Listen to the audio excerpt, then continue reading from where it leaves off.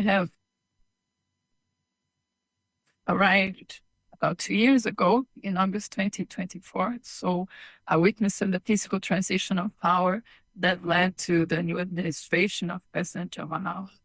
And of course, I witnessed the progress in Ghana's political and economic landscape, for which I commend Your Excellency, all the team, the ministerial team, and of course, President John Mahama himself, who for me is an inspiration for both Ghanaians and all citizens of the Global South. The ties that bind our countries together are historical, span centuries. One of our great diplomats, ambassadors, and historians wrote a book titled A River Called the Atlantic. I believe Brazil and Ghana are, let's say, extensions of each other, because the Atlantic is our circumstance, and the idea of a river is that the identities are so many, and we have to make use of those identities. It is now incumbent upon us, upon me, it was at least, to revitalize and update these relations that are, as I said, historical. And in light of the need to respond jointly to global challenges that we have faced more and more, such as hunger, climate change, and the misrepresentation of our countries in international organizations. Brazil sees Ghana as a traditional partner. Our dialogue has always been fluid, and our interests converge in a number of things in international fora. Have just numbered a few challenges that we're now facing. But also in this note, I congratulate Your Excellency in Ghana for the successful adoption of the UN resolution on the transatlantic slave trade and racialized slavery, chattel slavery, as the greatest crime against humanity, and the subsequent Accra conference, which I attended together with one of our ministers, the Minister of Racial Equality. So these are recent achievements, commendable, which Brazil, of course, stood with Ghana and our president, Mr. Blackwell, was very grateful and pointed out that President Lula da Silva was a true ally in that process. On talking business, as we should, because it's the pragmatic, that's what is going to can update really our relations. Of course, our countries have a lot of identities, natural resources, agricultural potential, but we also produce like coconut and fruits. So I feel very much at home. We have cocoa, banana, and of course cocoa. And during my time, cocoa was like a direction. I wanted to promote Brazil as the country of origin of cocoa. So I engaged with a few stakeholders, and it was my idea to hold a dialogue on cocoa, because it's a crop that is based on family agriculture. So I like to say that the more cocoa we produce, the better inclusion we have. And it's more, even here in Ghana, that small farmers. So that's why cocoa is so important. It's a superfood. And so I believe there is a lot, it's actually the strategic link between our countries. In the value chain of cocoa, we can do so much in terms of country branding, tourism, and so on and so forth. And of course, we are, due to our Brazil is the most African country outside of Africa, so we are also very creative. And I can see that now I have experienced this identity, the love of football that Minister Blackwell just mentioned. The ideas are everywhere to be explored. There's a lot of potential also for profitable collaborations. And I receive you on behalf of His Excellency, our President. And I've heard you on your comments, and we agree with all of them. our ties definitely go way back. I believe that if you close your eyes and look at the world map very, very closely, you can even envisage a time when the two countries were together. You see how Brazil fits almost comfortably into the space that the water has occupied. So definitely it means that our relations go much, much further than we are even seeing it today. I'm not surprised that in terms of geography, it's so similar. You mentioned the crops you grow, we grow them here too. And in terms of culture doesn't die so easily. And even in terms of history, in terms of the physical too, in our recent history, we also notice the percentage of populations from the continent that ended up in Brazil. So we have all these historical antecedents, and I'm glad that in our lifetime we have the opportunity to bridge the gap, to close the gap. And so your presence here is a testimony to this effort. And I'm very happy that you've had a good experience in Ghana and you have done many, many good things. Our relationship goes beyond the usual South-South cooperation. We have other reasons why we are together. And I have noticed the quality of the relationship in many, many areas beyond the social, economic, also in terms of even agriculture, in terms of agribusiness, in terms of the UN itself and the ways in which we support each other. I noticed that even when we were at UNESCO, and I noticed it again today in a very, very historical way, especially where it has to do with the DR250 that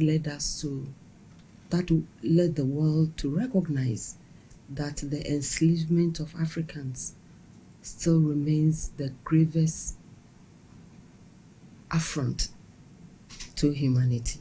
And we recognize the role you played coming along others, and all of us getting is 123 or so votes at the UN. We are very, very grateful. We also recognize the fact that we have extended our relations. You mentioned Petrobras, very, very important for us, even as we expand our exploration of oil and gas. So I've noticed the number of visits and so on, and it also goes beyond that. We're also looking at security, especially security in the maritime area, where sometimes we get some kinds of challenges. So these are all areas that we want to further extend. A country should be very interested in its own security. That's fundamental. Yeah. It's almost as important as our health. So, so we acknowledge that. I also record your relationship with our Ministry for Women and Gender. Yes, and also especially in recognizing and organizing rather the second global summit on school meals and so on. That's an area we take very, very seriously. And the Global Alliance Against Hunger. These are fundamental to to every community. I'm not surprised about your collaboration with the Ghana Traditional Council, in the sense that if you look at our historical relations, you notice that there were a group of people who migrated from Brazil to southern Ghana. So you can tell the Tabon. So you can tell from our names and culture and attitudes that we are still together, So we need to hold this relationship and nurture it and make it grow. And in your time, you've done very well. I want to commend all the efforts you have done in your 2-year stay in our country, especially your contributions to the Feed Ghana program. Very, very important. As I said, food is where it all begins. And therefore, it's a fundamental necessity of life is food, even before anything else. So it is something that we also take very, very seriously. So I want to commend you for your time in advancing our relationship, in solidifying our common ideals of advancing a safe country, a safe relationship, and finally, a safe world. And I want to wish you well, but I want to assure you that regardless who comes to replace you, we are willing to extend similar warmth, similar affection to this person, and we are already poised to work very, very closely, not only with the person as an individual, but as a representative of our country and as a very, very active mover of our bilateral relation. So we want to wish you well. And we know that of the UN itself and the ways in which we support each other. I noticed that even when we were at UNESCO, and I noticed it again today in a very, very historical way, especially where it has to do with the DR-250 that led the world to recognize that the enslavement of Africans still remains the gravest affront to humanity. And we recognize the role you played coming along others, and all of us getting is 123 or so votes at the UN. We are very, very grateful. We also recognize the fact that we have extended our relations. You mentioned Petrobras, very, very important for us, even as we expand our exploration of oil and gas. So I've noticed the number of visits and so on, and it also goes beyond that. We're also looking at security, especially security in the maritime area, where sometimes we get some kinds of challenges. So these are all areas that we want to further extend. A country should be very interested in its own security. That's fundamental. Yeah. It's almost as important as our health. So we acknowledge that. I also recalled your relationship with our Ministry for Women and Gender. Yes, and also especially in recognizing and organizing rather the second global summit on school meals and so on. That's an area we take very, very seriously. And the Global Alliance Against Hunger. These are fundamental to every community. I'm not surprised about your collaboration with the Ghana Traditional Council, in the sense that if you look at our historical relations, you notice that there were a group of people who migrated from Brazil to southern Ghana. So you can tell the Tabon. So you can tell from our names and culture and attitudes that we are still together, So we need to hold this relationship and nurture it and make it grow. And in your time, you've done very well. I want to commend all the efforts you have done in your 2-year stay in our country, especially your contributions to the Feed Ghana program. Very, very important. As I said, food is where it all begins. And therefore, it's a fundamental necessity of life is food, even before anything else. So it is something that we also take very, very seriously. So I want to commend you for your time in advancing our relationship, in solidifying our common ideals of advancing a safe country, a safe relationship, and finally, a safe world. And I want to wish you well, but I want to assure you that regardless who comes to replace you, we are willing to extend similar warmth, similar affection to this person, and we are already poised to work very, very closely, not only with the person as an individual, but as a representative of our country and as a very, very active mover of our bilateral relation. So we want to wish you well. And we know that you are taking part of Ghana with you, but you're also leaving part of Brazil with us. And I think this is where our relationship gets even, that our relationship gets the basis to grow even further. So travel safely, take good care of yourself, and we'll always remember you. Today we must resolve to appreciate public service even as it is performed daily, to appreciate those who labor faithfully, often without recognition, because they believe in something that is greater than themselves. To the bereaved families, permit me once again to convey the deepest condolences of the government and people of Ghana. I know that no speech can erase your pain. No anniversaries can fill that empty seat at your dining table. And no ceremonies can replace the voices that you long to hear or the embraces that you still miss. You've borne your grief with remarkable courage and dignity over the past year.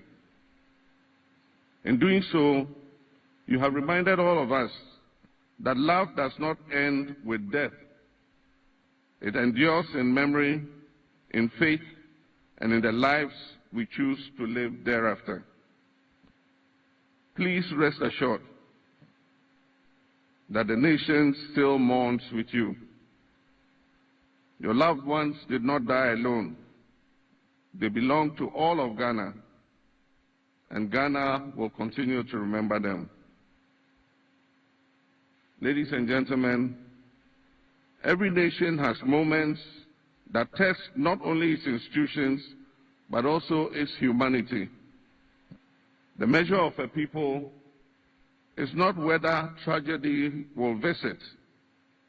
Tragedy visits every nation. But when tragedy strikes, the mark of a great nation is how we emerge from that sorrow with greater compassion, greater wisdom, and a stronger commitment to one another. Over the past year, I've witnessed countless acts of kindness from ordinary Ghanaians. I've seen people who had never met any of the 8 departed, and nevertheless, they offered prayers, encouragement, and support to the bereaved families. I've seen religious communities, traditional authorities, members of the security services, and citizens from every corner of our country standing together with these families in solidarity. Those moments remind us that beyond our politics, beyond our ethnic differences, beyond our religious beliefs, we remain one people united by our common humanity. That unity is perhaps the greatest tribute we can offer to those we have lost. Today should also be a moment of reflection for all of us who are entrusted with leadership, that every decision we make affects lives. Every public office is ultimately a sacred trust. Leadership is not measured merely by the authority we exercise, but by the responsibility we bear for the lives and welfare of those who serve our nations. Their memory therefore imposes upon us a solemn obligation to build stronger institutions, to strengthen safety standards wherever necessary, to invest in the welfare of our personnel, and to ensure that no lesson from this tragedy will ever be forgotten. The greatest memorial we can build is not one made of stone or bronze. It is one that is built through responsible leadership, improved systems, a steadfast commitment to protecting those who dedicate their lives to Ghana. My fellow citizens, our faith teaches us that death is not the end. Whether we are Christian or Muslim, whether guided by traditional beliefs or by another path of faith, we all hold on to the conviction that every life has meaning beyond the years we count on earth. And that is why we have gathered today in an interfaith service.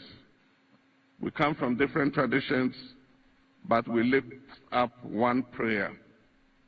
We come with different expressions of worship, but with one shared hope. We pray that the Almighty God in His infinite mercy has welcomed our departed brothers into eternal peace. We pray that He continues to comfort every grieving family, and we pray for the wisdom to live lives that are worthy of the opportunities He has granted to us. As we leave this memorial service today, let us carry with us not only sadness, but also a sense of purpose. Let us honor the departed by serving our nation with greater integrity. Let us honor them by placing duty above self-interest. Let us honor them by treating one another with greater kindness.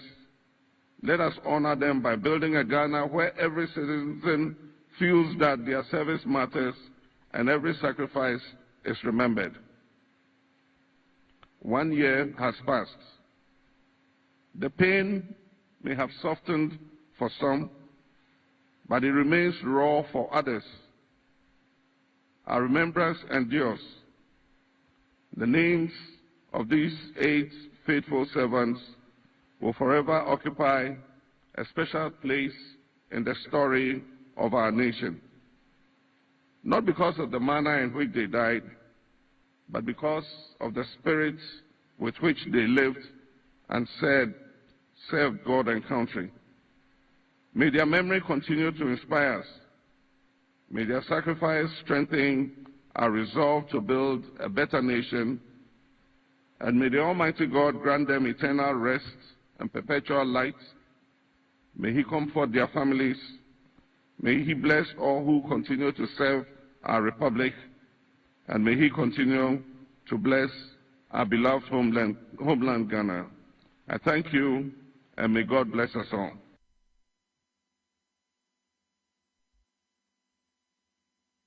Every civilization starts with the gathering of knowledge. And if you have your history to rely on, you develop confidence and pride to move forward.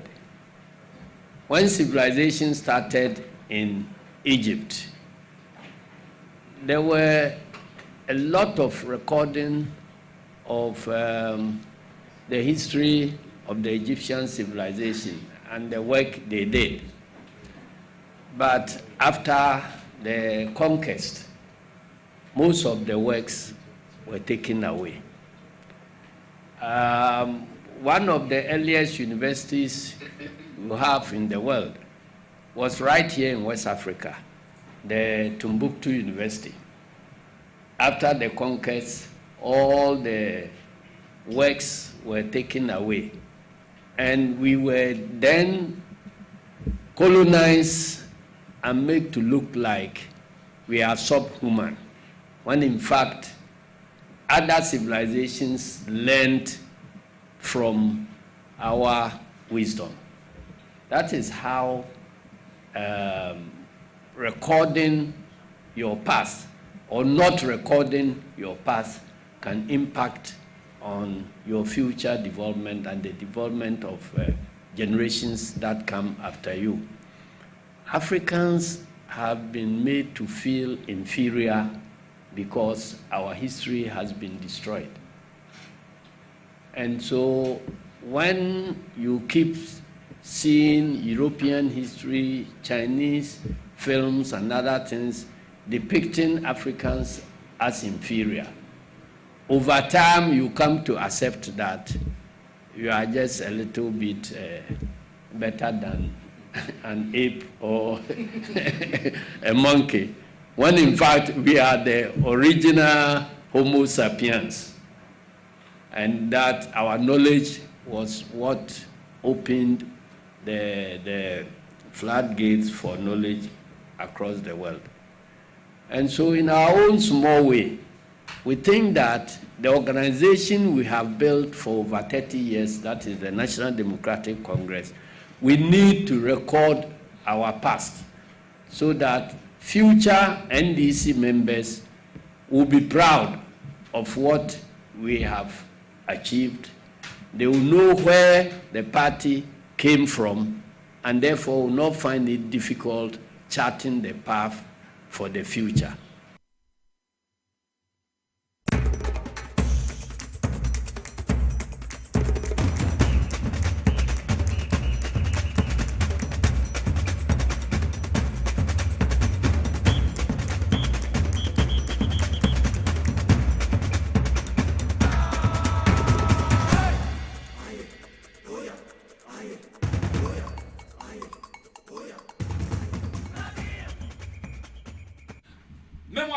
Edibat TVXYZ, so baby, I share baby, I will tear me piano.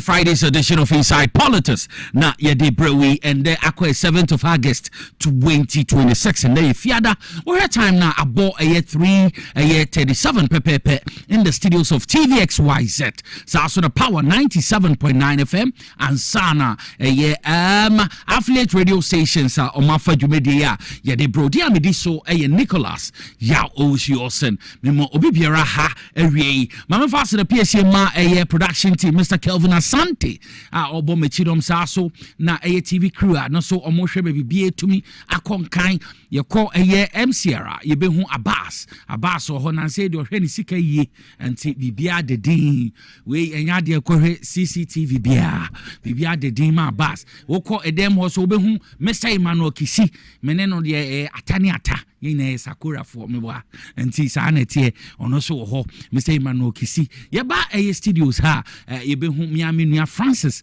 ene osofo pani anaso no din ne ye miensa nti me mbokra ye osofo so ha Prince me nua ba Elizabeth Tego ono so ha we say sim papa pansana therefore me de me friend na prekope maybe me no therefore ko fa almost ne ye do tamale ya bro therefore utebi ekodem ese wala yo therefore so ha no so motivate me papa me di dwumadi bro wa wo fia wo hwe me wa wo tie me na wonni ho aye ni ho entina ye de Friday's edition of Inside Politics dwumadi ye de bro baby a wo bia ne ka chiro ni bi no so country ni bi na mo fan to TVXYZ kai say was satellite so yes so free to air so no so betumi ahwe dwumadi bi power 97.9 FM or topiti Ghana fa na yina ne affiliate radio stations ahrowa o man focus sekeni takrade amiami diem sharp 106.9 and also edit demosa maybe Adri me twa me ho sema me ba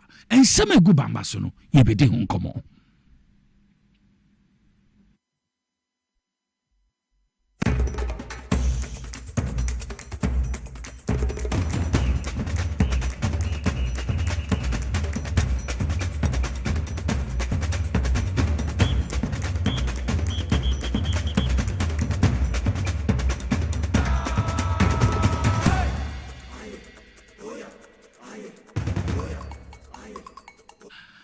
ya kwaya ya sign aba TVXYZ suni na ene ensemagu bamba so ya His Excellency His Excellency John Dramani Mahama His Excellency John Dramani Mahama and nominate reassign ministers of state and that's what bede mu obi akasa no kre bibia ya kama nsi in accordance of article AS781 me pacho bebre His Excellency John Dramani Mahama has submitting names of to the parliament. I make us say they come as Speaker of Parliament now priority to approval as a Minister of State. And Abedemiti what says Yano ya nominate Dr. Zenato Ajimai Rawlings MP Edema Kole Krote onona says Yano say okọ no moto so aba no mujini tumudia Ministry of Environment, Science and Technology Dr. Zenato Ajimai Rawlings na obedi ministry na nim wo ho ya call Ministry of Local Government, Chieftaincy and religious affairs as well.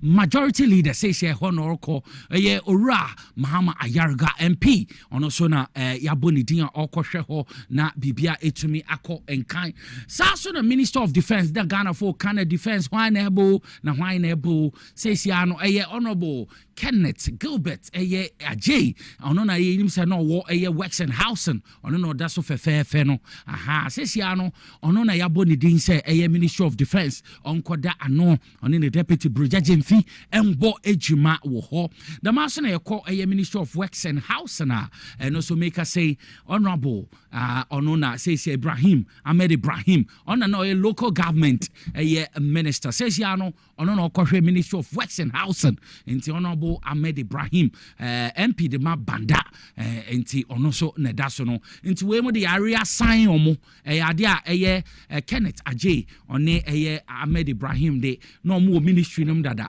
na area assign omo na ye nua ba Dr. Zenato Rawlings de ono na say environment or could take in charge also na majority leader so ye ne ekọ na wakoda no local government enti majority leader so no so odaso kama no iti metibia no say sia de majority leader or local government de ya nominating or local government de likely say Metibiano, a new majority leader. Name say ba, but ye pe confirmation ankasa from impending for her. Ye bet me esisudia. Iti name se be ba na name crow be budding sa a per se ye ma party kwan ye ma abamu kwan na omudi din betudra and sana ye to me edi atudra nti sana etie no so abedem mebibia etumi akonkan.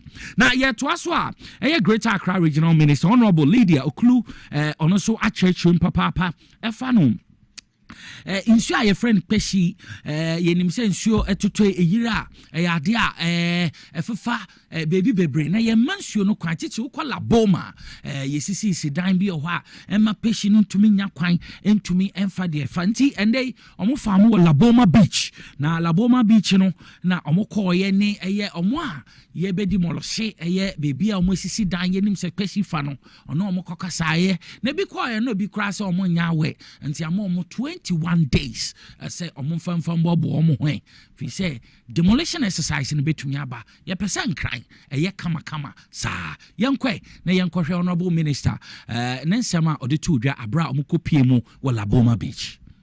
The last time we came, some of the buildings were even at the footage, and so we told them not to continue with the exercise. Are you getting? But sometimes people push us to do whatever, and then at the end of the day they'll call you all kinds of names. And so they know, the encroachers here knows very well. I'm not sure they even have permit to do whatever they've done here.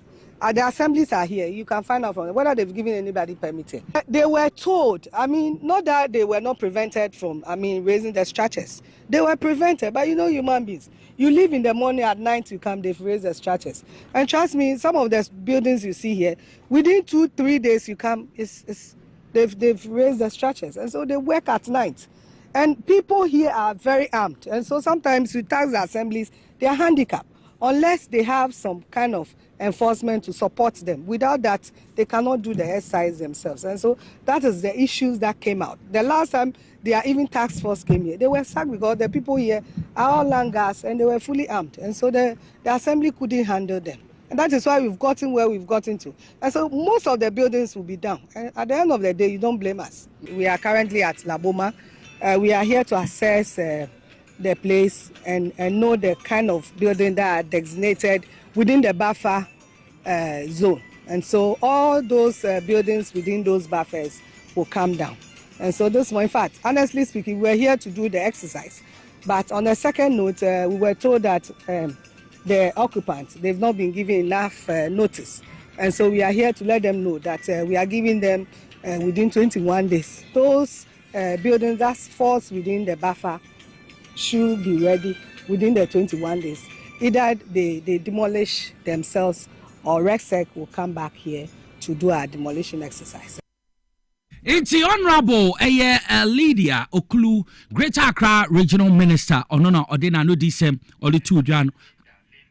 Linda Monfencheme, Linda Okulu, Onona Odena no disem or the two Jan. Okopiemo Laboma Beach, Ode and Sem 2. 21 days. 21 days. I say, Omonfam Bob Omhona, Yebubu Dino. Because wash and sorby or hold now say, you soon toy for horse in Hayabugu. And say, I don't bet to Sana Mona, Bibia it to me, Ako and kind. Now make us say so, Woko a Western region, Titu, Prisia Rinivalia, Bibi Kosoha, a hard ye papa. A year, Yakoha in himself rock mining or Moyo, as I say, so mutu, a year gold, a hro, and also I didn't send bebre, but I make us say, a more honey nature say, yeah, the concession are more, or my back register, more cooperative mining. Omo hwa no mu hu say Chinese phobia be pure say from global or omo beje concession no nti na nanom ahemfo omo go mobogo so na nanom ahemfo omo bompia so ene ade na sori ne amane sori dede pa kan say mekoso ina no omo ni nti ho yankwe na yankwohwe mekoso bogo so ekoso aboso ene bompia so say omo tuntusu kokko say mo cooperative mining no omo twen no omo di dwuma and so Moha global or our Chinese will be abase concession or mobile J for Munsem. Muma Yenti, Nensema course. Oh, yeah, a boss, the bumpiers, the big maybe our baby. Oh, yeah, cooperative money away and why. Oh, yeah, boss for putting away you in the food. Baby, a bit for baller bamboo, a bit for oil. Wale ebifu tetima wo ina oba eduma nti ehwa ekom ha eba debia ne traffic ayeden etok ewo krom ha na ni na ya as a result of that eduma no I expander nkofu yeden edu hu paso na sisi akoba o we China fo na boss fa we ye frunti ena hu ba ro na we ye frunti we ya su na we ye frunti. What about I say? When you are someone about Somano, and she has that, and as a mercy, what Mama, Honorable Minister, I'm a Kofiwa, and as I'm in day. Former President of the community manager, yes, it is a cooperative manager. Regional sister opposition for the other. Regional open food to them. And this is for them, new fuel, PPP for China, for fuel, and to the same. And all that is saying, let's throw one brain. Enti in the Western region, Prisia Valley, a municipality, a boss, bompiaso, and no so ecohuino. What cause is here why menya fi say, a boss mining, a bompiaso mining, and no massa more can say, I damn penny for no macaso munim so muguswa, or more documentation, a year cooperative mining in the bocoso, to a munim fi here, a year global also by say, or mobile takeover, and a idea, ama aye into almost the 2 penny for him. So omuntu omo 9 fences asemi so because omo bondre so omo dem say cooperative mining no omo ba be ya omo ye rock mine no omo de no omo kwa asase underground mining eno no omo ye bi na de ye te say no so ye dynamite bi apai wo ho nti omo ka che mpanimfo ase ade a omu to anamon se saa de no omu hwe no omu de omu nim so obi ba beje concession no enti make us say bompia so aboso ansa na fantemines potemo na ba aboso na omu che se omu de abeje concession no omu tu anamon na omu no omu nya adwen nti omu so mpene omu de tu mpenifo anim say cooperative mining no omu pe so omu ye wo ho ene na ye hu chairman Sofo Osman Dauda NDC war chairman wa boso ni nua Dalaguda ono se NDC chairman aboso omno ye leaders de ma gangway sa so na ye hu a deputy communication officer Presen Uni Valley no so ye hu awa Muhammad mu a no mu ina kasa enti omso omde tumpenfo anim because atem no enti ase anim ho me tene se concession no obi na ekura MPP time no so we lisi anaso de ama global offer no mo chese new king you law nti sa ban for fraba also mo ye hwehwem na eden no obi fi hemfen baka se concession ye de ama me ba be ye ho adwuma nti eno no ade a abosoman ne bompe asoman a omo ka se omo nti ase because omo so go process so a omo be ye cooperative mining nti omo ho ana sa ankofu ibaye nti mpanimfo mo omo ni nkwa asem no ho fi se enya de omo makwan de amakwan kina masa adwumedi no akoso ti we so ya de efi aboso ne bompe so residents omo ho no mudi omo anu di SM etu dwa no na make say ene ya akoso ho akoso wo CAF CAF University the vice president Professor Nana Jane Opoku Agyeman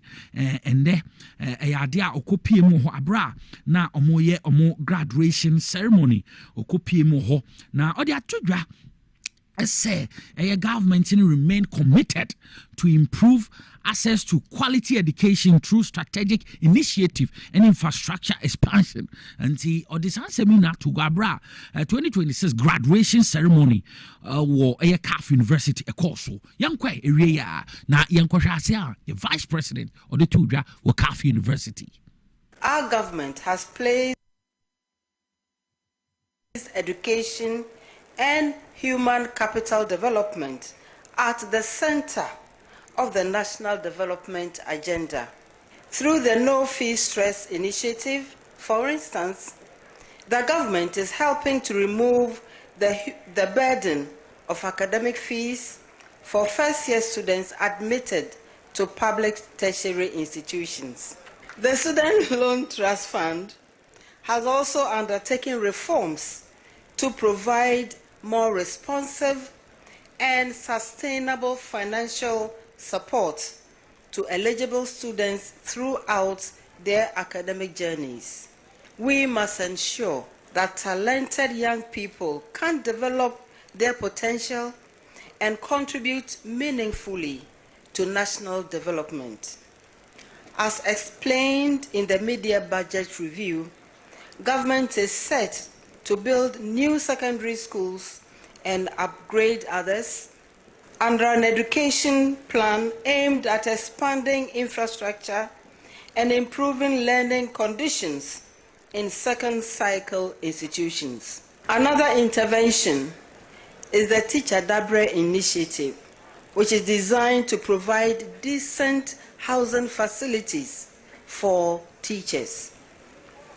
The project is to be implemented through the decentralized system managed by the District Assembly's Common Fund and the Ministry of Education. Our aim is to address accommodation challenges so that rural posting is not primarily a hardship.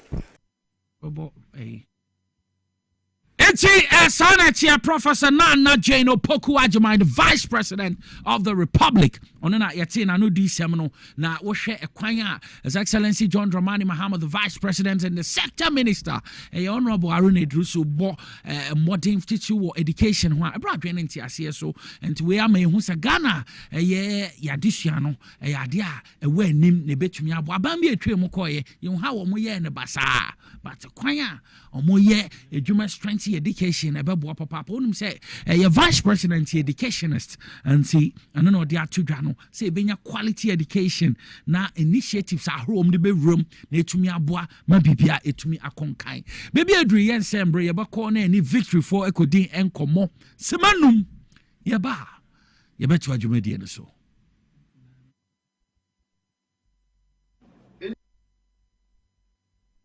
Victory garlic mixture na wati ni dina ate ni say na eduro ni tie na no pasem ne say eduro we adwuma ye titiri pa ne say ebeboa ananna ne srade ewo ni padua ni muntin mu ama ohu atɔ kura de dika obabi wo ho a okonfikyiri a ema eduro awu hia ye victory garlic mixture ebi kura wo bɛkɔ a ewie wo ansa na agba eye victory e na wu hia wunya victory no ma na busumi biara ubenya ofikyiri akwa empa ho kura eno de achi a obi wo ho ani ti ne ta adwa no obi wo ho ye adwuma kakra bia no abrɛ na nakoma bɔ ne periperi ni nyina ye mogya entimi mfa akoma no nkwa adwen mu eno ne kɔfa saa de ne ba odofo mesrew so wo ho na wonsɛm ta adwew ebi a wonsa no sei ana wonam ro mu na esi fom no kra adwew ana ayetofo sɛ de ade fom ato mpaboa mu a eye victory na me kan fama wo onum victory asa no ma ye bobɔ so nyina no ebegyae de oto ho anadwo a wontini na wohia victory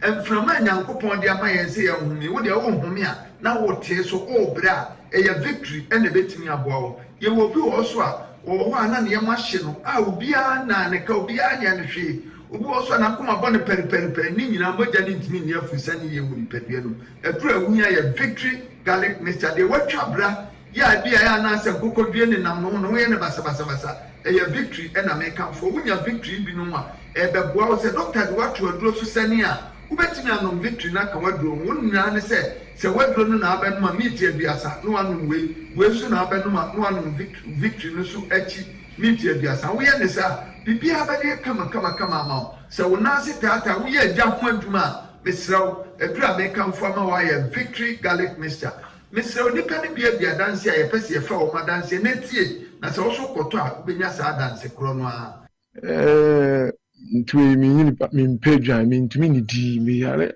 so mane ko be 12 years ni ma nu nduro mo jeduru 5 minutes de trim matutu ana se na meti TV ntumi na me hwe ne mu se moton drobi esi victory herba victory garlic mixture ne mi ntoduru sa ba moduru no asa moduru no eye papa ntumi ni di o mi din sa no me di afi bi no mo se di ya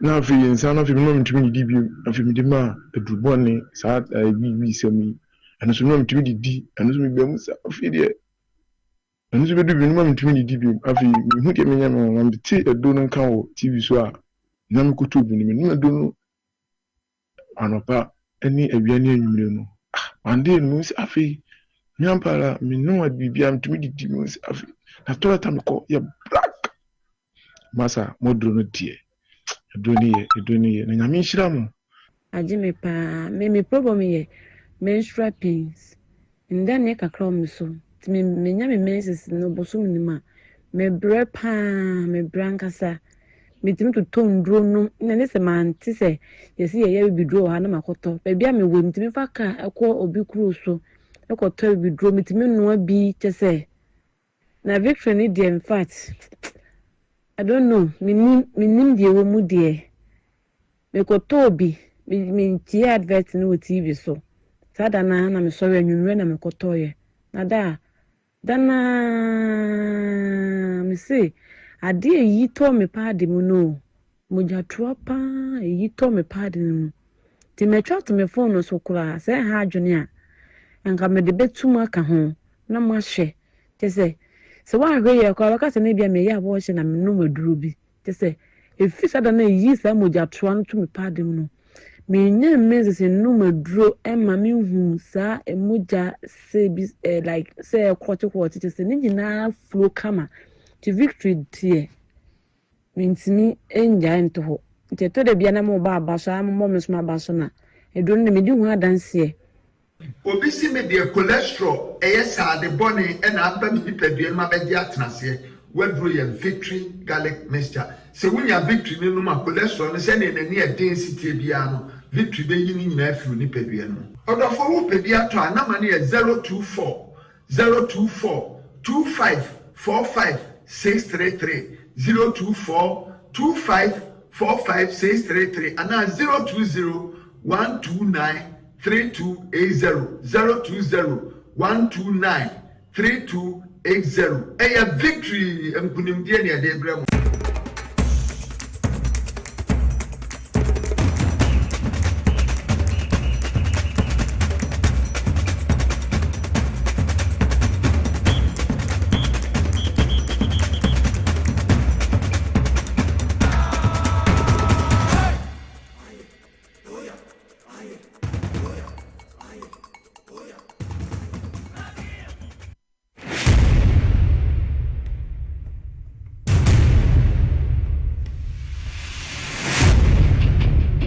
The average human body mass should have at least 60% water for optimal performance in any physical or mental exercise. We can help you maintain it naturally.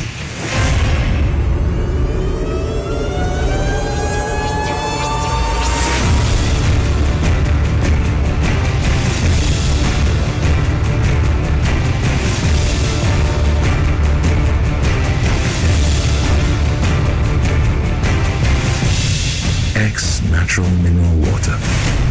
Simply natural. For bulk purchase, call 0596 273 546 or 0596 273 547. This advert is FDA approved.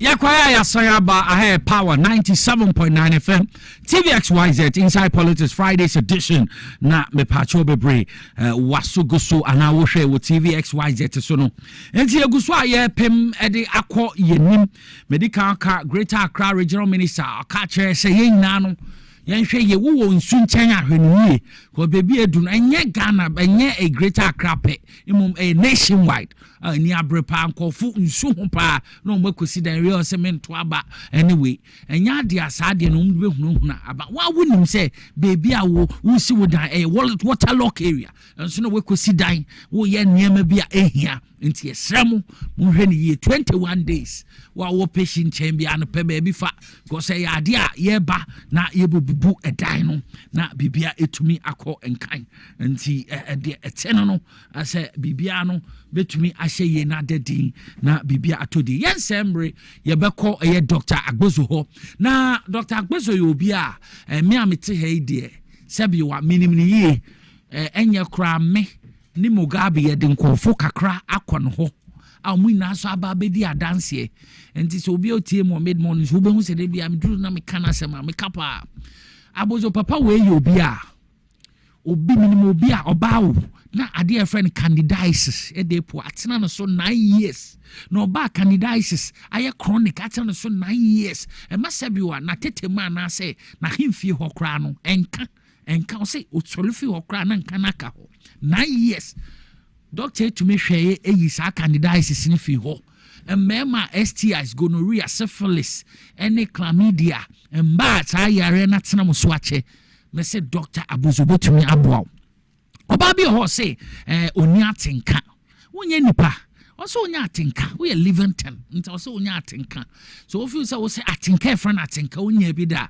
meka fo doctor yo beka say amaw be ma waye mbre wo mpem 1 minute man e ya doso esi amane na nse madam fo bi ntokwasi e me call ho a na ye ne ka che say wadam fo onya be mo na so na hono madwe anya fast later no na me say woni a we say onya be ma de na e ansa sansa mi be pie say onya ne be ma de anadwo anase omafro mpakese no nti me kwanfo papa ma no na nse a within a short time of that treatment so no aka chem say obo adwuma hie papa minima de enya sa wo hwe na wotie keke but we be ma no wa mbre wo mpem ba woni atenka STI say how nti ama ade anyame ahia so ne den wonya bia mesrew papa we utu anamon ko betumi aboa kwashi mande oban Chief Palace sa so na tema community 25 obendaf traku ɛwa nti ɔwa mɛsɛ me yagye na no sɛm naka mepɛ sɛ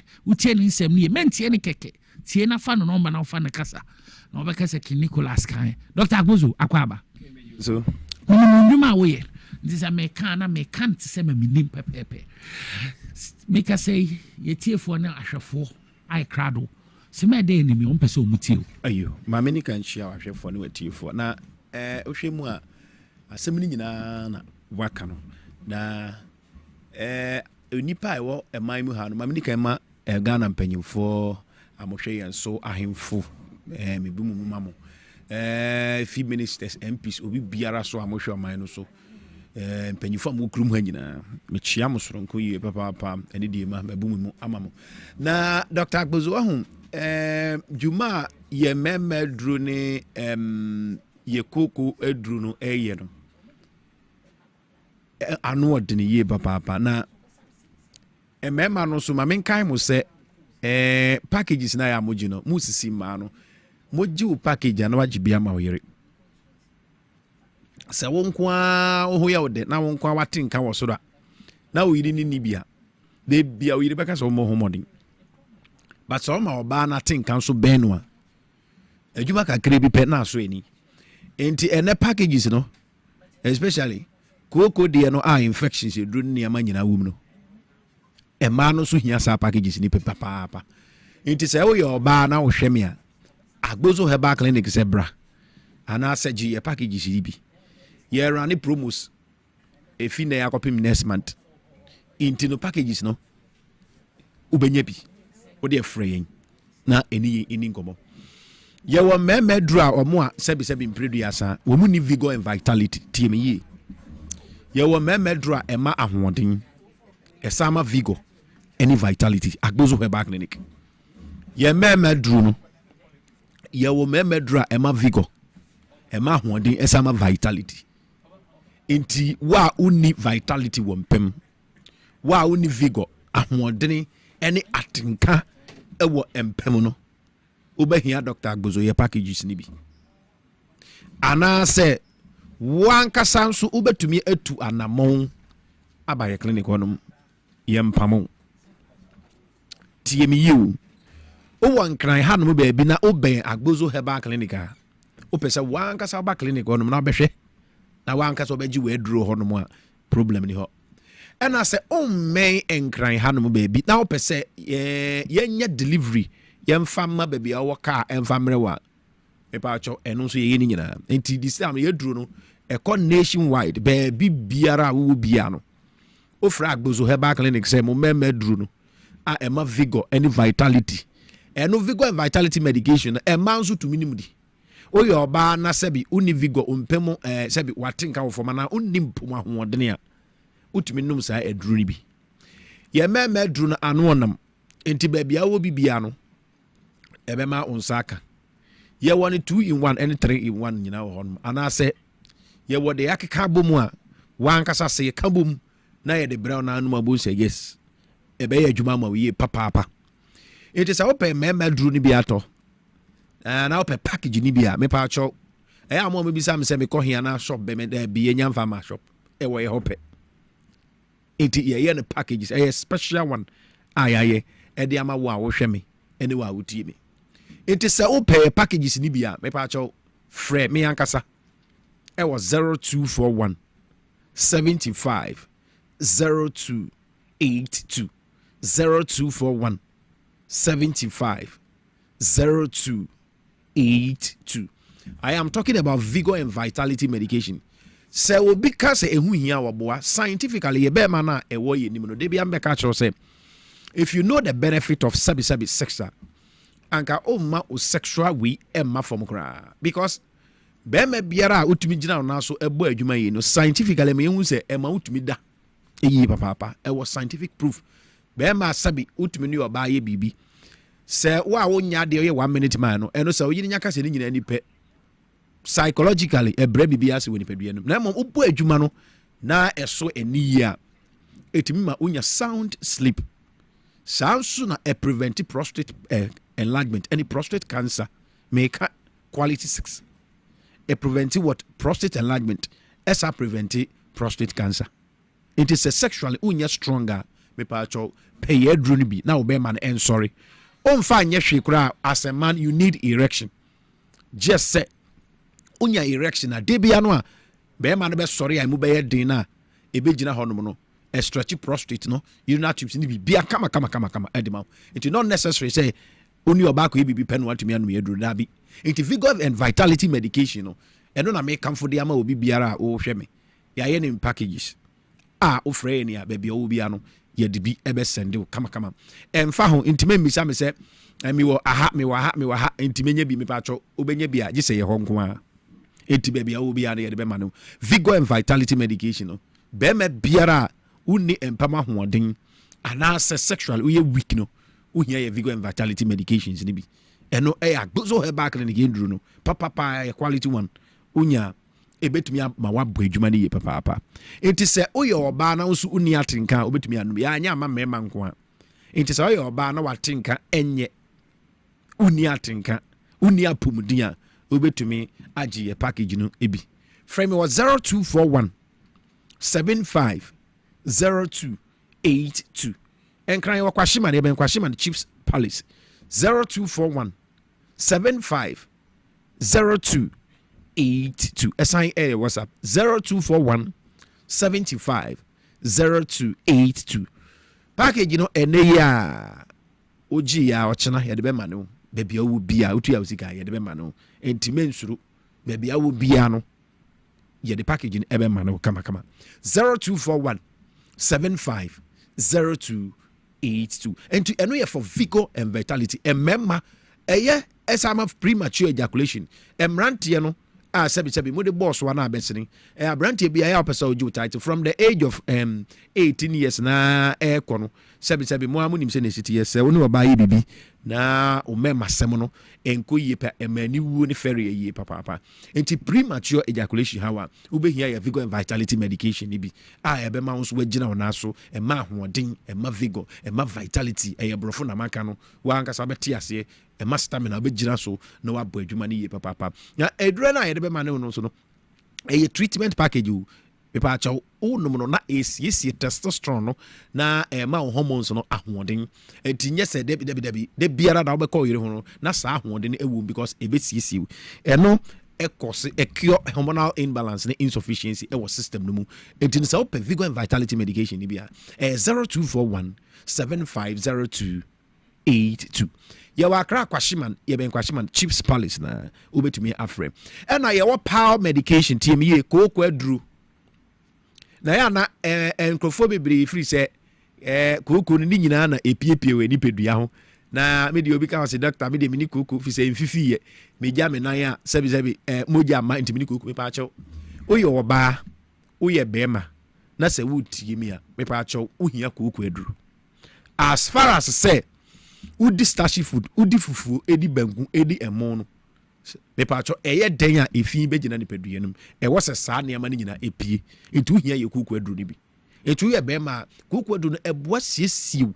usisi mu ankasa ma utimi gina so bo adwuma no eche enti koko aduru no so very important ema ene emmema nyinara enti oyo wo ba na utiemi ana owo akora sabi mpreduasa koko han from 12 years eko ni nyina no obi atumi gisa ya package ni bi enti ye duro na ye koko aduru no from 12 years and above utumi anum bi enti se oba ewo pass woni ho esisi ni honam na entumi nkwa wonya ye duro bi ono ma be hyeshi ni nyina efri ni honam no ye koko aduru no ye waste pains adwuma papa enti mu amu wodwom koko wo de wo mu ne se ye nto na aduru ba ko penga samato 1 bottle 2 da bi enko enti na agbozo yesi ye ma full package uji package ni nyina na onom no for boso me ba ko a wanga sabo se yes ebe hye koko no ene niam ewu mu ede ba ni nyina sacks na koko sa power sack na ewu mu ni nyina na sa koko no ko gine ebe hye ni nyina enti enye ba ko ene bienu uhia package enti frey enti from 12 years eko ni nyina no agbozo ye koko no eduru no utumi numbi yes e ma no so a sabi koko ham no mo amwa market mu no mu nyina mutumi oda bi enti opa bia a oda frɛ 0241 750282 0282 ɛno yɛ me number ɛna wo Kumasi a wɔde kyɛm so Old Insurance Junction hɔ no mu obetumi afrɛ ɛno so for delivery enti mo a mo Kumasi 0553 41 7752 wo Kumasi a ɛyɛ 0553 417752 Kumasi is 0553 417752 ɛna Tema yɛwɔ community 25 Savannah Junction ɛhɔ ɛyɛ 0557 402696 Tema is 0557 402696 0557 402696 hwɛ koko aduru no woyɛ wɔ baa na wotie mi a mepa atwɔ wode so bi na hwɛ ɛnyɛ nsɛm bebree ɛna mɛka afa ho na mmom woyɛ wɔ baa na wopɛ sɛ da bia no wosɔre a wo ho yɛ dene na wosisi ɛnyɛ wo ya na ma menka yadeɛ bi te sɛ ayemutim constipation ɛha adwe yie papapa sɛ wo constipate kora ɛna kora wontumi na bi ɛna yɛduro no kooko aduro no so tim wo saka ɛmpɛge sɛ wonom yɛ na wogya wo na da bi ɛma wokɔ toilet normal na mmom ɛfi biara ɛwɔ yɛ mu a ɛno nti no wontumi nya wo na yie no ɛpra no nyina firi hɔnom nti yɛ kooko aduro no so nsa ka bia ɛbɛboa wo yie papa nti yɛwɔ packages wɔ hɔ a yɛyɛ nti sɛ woyɛ wɔ baa na yɛ kooko aduro no nsa ka bia ɛbɛboa wo yie papa from kɔlɔm adi 12 years ɛkɔ no mepa akyɛw wɔn mu bɛtumi ayi so yie papa nti agboso herbal clinic deɛ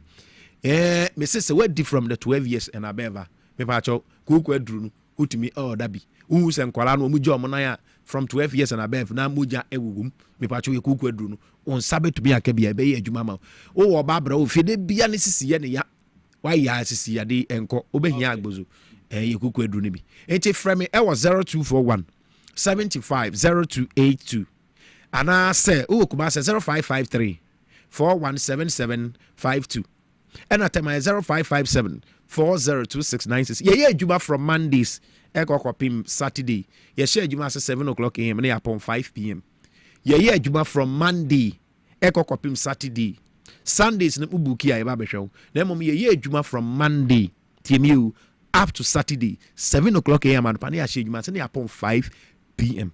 mepaatwɔ prostate enlargement yɛyɛ ho adwuma low sperm count yɛyɛ ho adwuma infertility yɛyɛ ho adwuma membre no ayɛ bi nti sɛ wowɔ low sperm count prostate enlargement junso ho yɛ wo den ne nyinaa yɛ agbozo herbal clinic na de bɛba ɛna stroke abubu egu hɔ nom na wontumi nante ne nyinaa yɛ agbozo herbal clinic na de bɛba nti saa yɛ adeɛ no mo de wɔbɛba clinic hɔ nom wo stroke ampacho fabra clinic hɔ na yɛmfa machines ahodoɔ ɛnhwɛ wo nipadua nti frɛ me na fa wo yɛ adeɛ to bɛ ɛbra me sorry 0241 ana WhatsApp message me yiwa no 0241 75 0282 0241 75 0282 ɛna wo kuma sɛ 0553 417752 ɛna Tema 0557 402696 packages no 2131 ɛyɛ adwuma ɔkyena nyame yɛ adom kora Saturday ɛkɔ ne nyinaa no metena se ne ma yɛ adwuma from 7 o'clock am to 5 branches ne nyinaa nso ɛyɛ adwuma nti frɛ na fa we adeɛ ɛkɔ wontumi mma me sɛ yɛbɛyɛ delivery ɛde abrɛ mɛda ase sɛ hwɛ m na team same time next week yɛbɛsɛ hyia papa Dr. Abozo na yɛte ne nka no tuana ma no kɔgye wayarehwɛ na bibia entumi enko enkan baabi aduri enkyɛ yɛbɛba na ekuku dam abɛgye nkonya atra so yɛ kɔdwo yɛboa wɔ ha kɔdwo yɛboa yɛ former NPP youth organizer ayɛwa so West Wagon ɔsan so kasama ordinary Ghanaian yɛbɛte ne nka saa so na Charles McCarthy ɔno so yɛ editor in chief of the Hawk newspaper ekuku dam na me no mu bedi juma wa ha baabi aduri yɛnkɔ na yɛnkɔgye aboafo nkrato baako mmienu mmiɛnsa meba yɛbɛto adwumadie ne so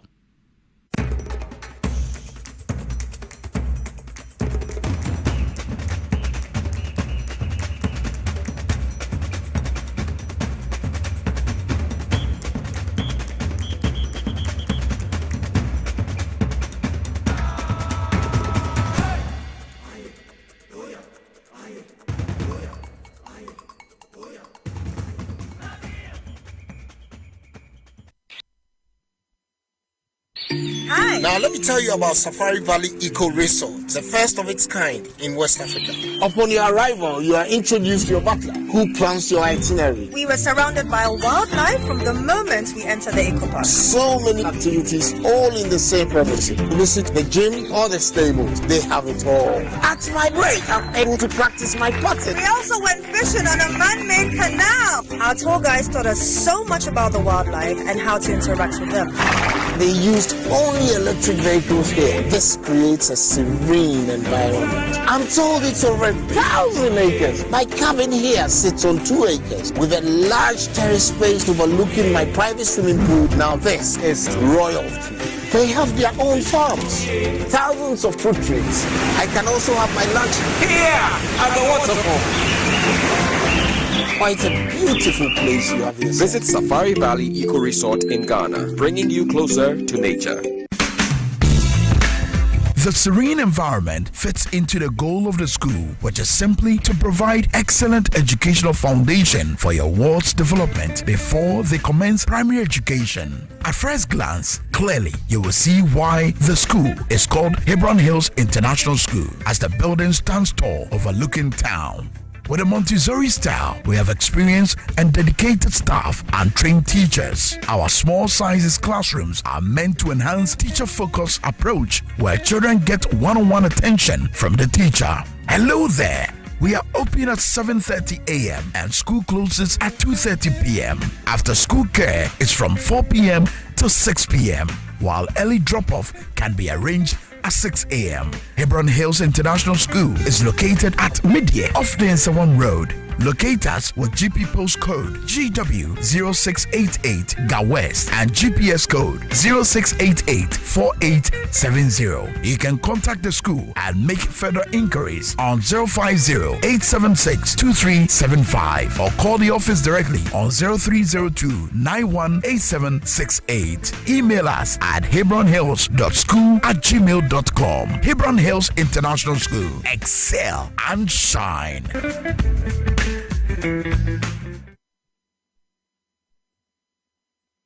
Na ede na ya obayi a oda forma so ne yafunu emunumuni. Oh, Mr. Entry, also ya titi be benfie pi nanso ne yam nyono da. Se me chew no ahodo amato a me hunu hwe a ebe ya nwanwa. Menyi ni se what ulcer tamfo Hexa capsules any Hexa mixture yanum bom kotia ulcer no bia ma no anom. Anka ne ho ato no dadaada. Ulcer dro de eno ne Hexa capsules any Hexa mixture. Ankom ni nchiremu. Ulcer ye kura eto yafunu ene ensunu mu. Etuma wo yafunu ekeka wa. Wodire ho a enyi. Ulcer etumi ema wo ye cheko ebre a wadidi awie. So how eye ulcer de a compare Hexa capsules any Hexa mixture nanum bom na ho ebeto. Pedudu etu a ko okanshi drug lane Kumasi Dani Herbal Takradi AA Mensa Anafre 020-3822-855 Apefo abatanya woma won mofra no fo ene mofra woni mfiedu mienu enka ho Hexa capsules ene ne mixture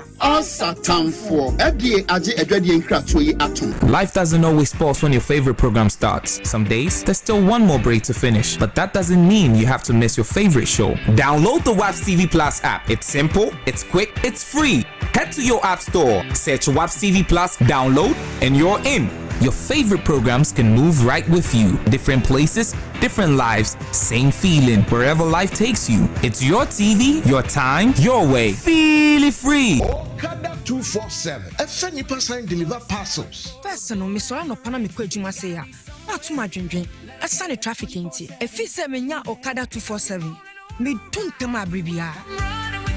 Don't just get there on time. Okada 247, that's right on time. Okada 247, it is the best. Okada 247, or you safe by everyone are 6 year na waba. We're disappointed so that Mrs. 6 year on the They be having transportation air affordable.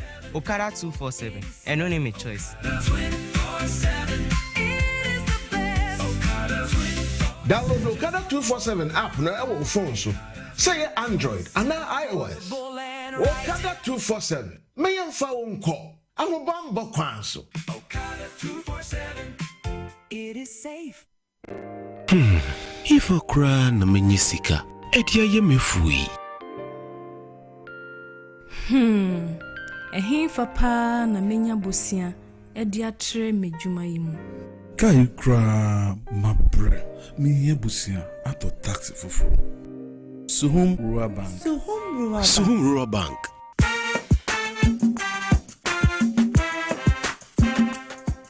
Yamamwa kwa baba Suhum Rural Bank. Ye won hyehyɛ ahodoɔ bi te sɛ dwadifo abosia, ekokro bosia, susu account, and that's all wɔ savings account. Me bada chain savings account, and the akeka ho. Press Suhum Rural Bank was 03422919896. Now one so what to me aka say.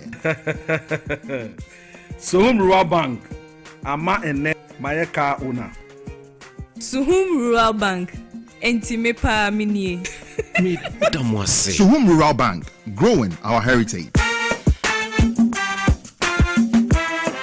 Obrebo eye edwumada. Ebwa eyam eduane. Ebwa eyi insa free ni peduani mu. Na ebwa woni pedua ma etena ho yie. Nanso, wonim se niema a yedi na yenom. Timi ma brebo ye edwumaden sen pote. Mehuda. Me brebo ye edwuma pa. Ebia sese mitumi ye bibi bo me brebo. Ani and nothing about the left here from the Moses Clinic near Herbal Center about Herbal Food Supplement. We see pa the brebo ama e ye edwuma yi. Na, ye edwuma.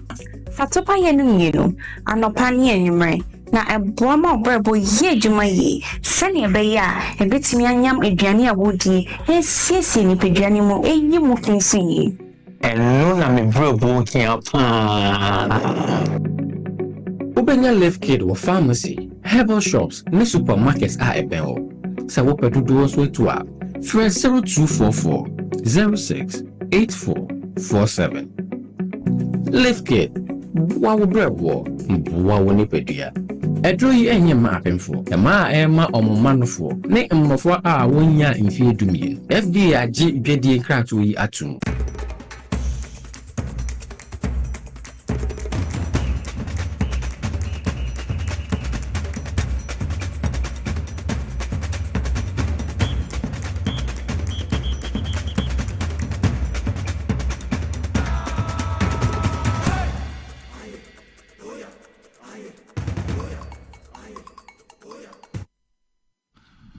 Mesamu akwa babiom the Bat TV XYZ so baby awa wo hwe bibia baby awa wo tie bibia no mo akwa babiom e ba efidi kesi so na baby adre any Natural Ventures bedi nkomo producers of Sokoto Bam yeni omo bedi nkomo papa emo maminchia Reverend Bright Ekombia papa impomo to say Reverend Bright Ekombia Good News Chapel Assemblies of God East Legon Hills ono ana oda ando wo ho papa michichi o papa Power Devotion so no the prayer Mondays Wednesdays and Thursdays between the hours of 4 a.m. and 6 a.m. Nti TV or Power 97.9 FM so na obeye shasa for mame Lorisha Adonu Embia wasu michao papa and run a blessing edi the birthday until blessings so more belated birthday on no first fruits until more belated birthday papa blessing baby I will be a offer michao papa baby adri yen sembre yen Natural Ventures ikudin komo producers of Sokoto Bam and meka ho yankwe na yinkuti omonkomo no sematu ye ba ya korea boa ene Charles Makati tena form made him common abro Congo ointment. Na Congo ointment obi bebusa se ede ba ade e na eye Congo no kra no ede ben efiri hifa eye Natural Ventures ene akofa Congo ointment no ede aba. Na Congo ointment no say na tie eno na green and white no blue and white say na etie ntemesrew ma wani enku ho efie bi ahia Congo ointment.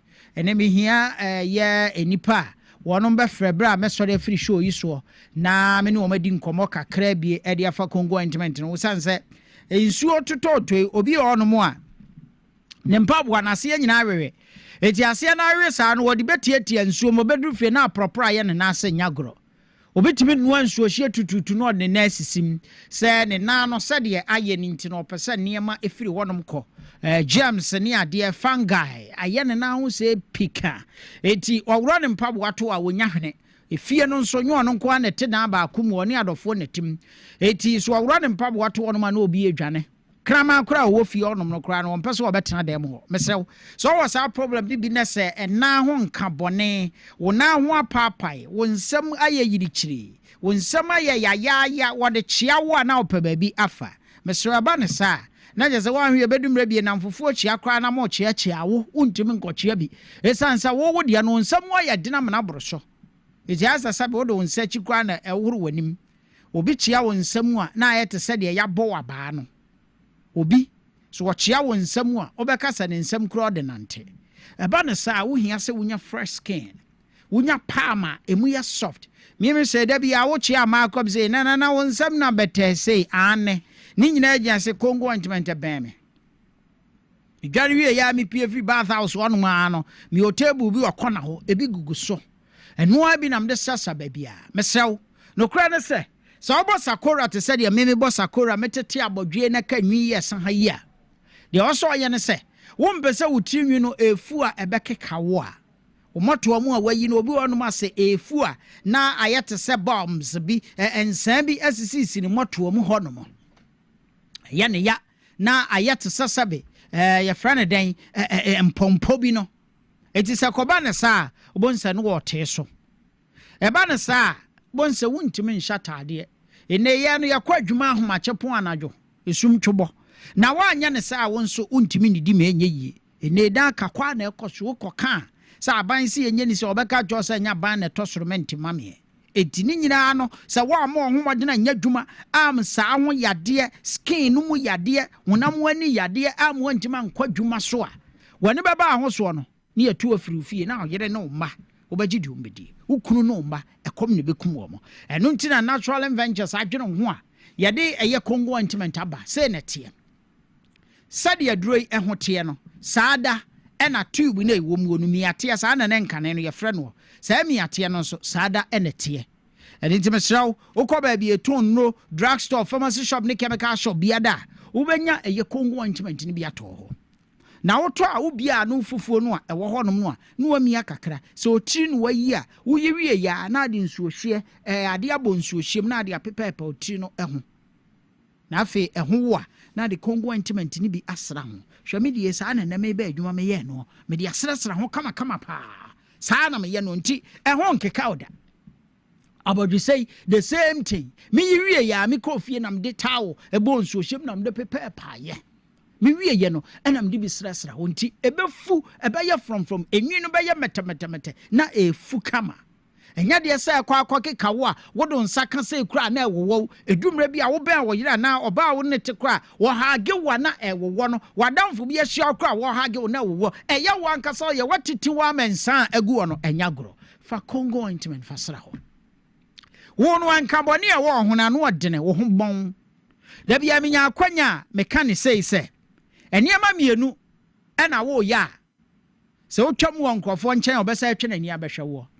de edi kan no ayese watwa media free nipa ne nchen no ya wo kronso ho bon wo obetwe nani abehwe na ho ana no ho bon se yie se spray ya wo ho ana se ngu a wo sra ya no so ehwam a ono so de oye ne se odan ho no ahwe asemasi ni ho hwam papa emire bi ya atwam wo no na mfifire te wa enye etimi kura ma wataade ne moto me fufu a bonse na edane different color mesra wonne maminton Congo ointment mfama wa wasa problem ni bibia no use Congo ointment wo de omoto no efu a fabi uyiwi a fabi sresra ho ebe kama enkabone no ba bia wo bi ebe firi ho nantama propro na hawo eye Congo ointment mesra natural ventures ena ediaba eye natural ventures yani yadi Congo ointment ediaba manenye wase hia fasra wo hia nku a ebeboa na o skin no so atoso a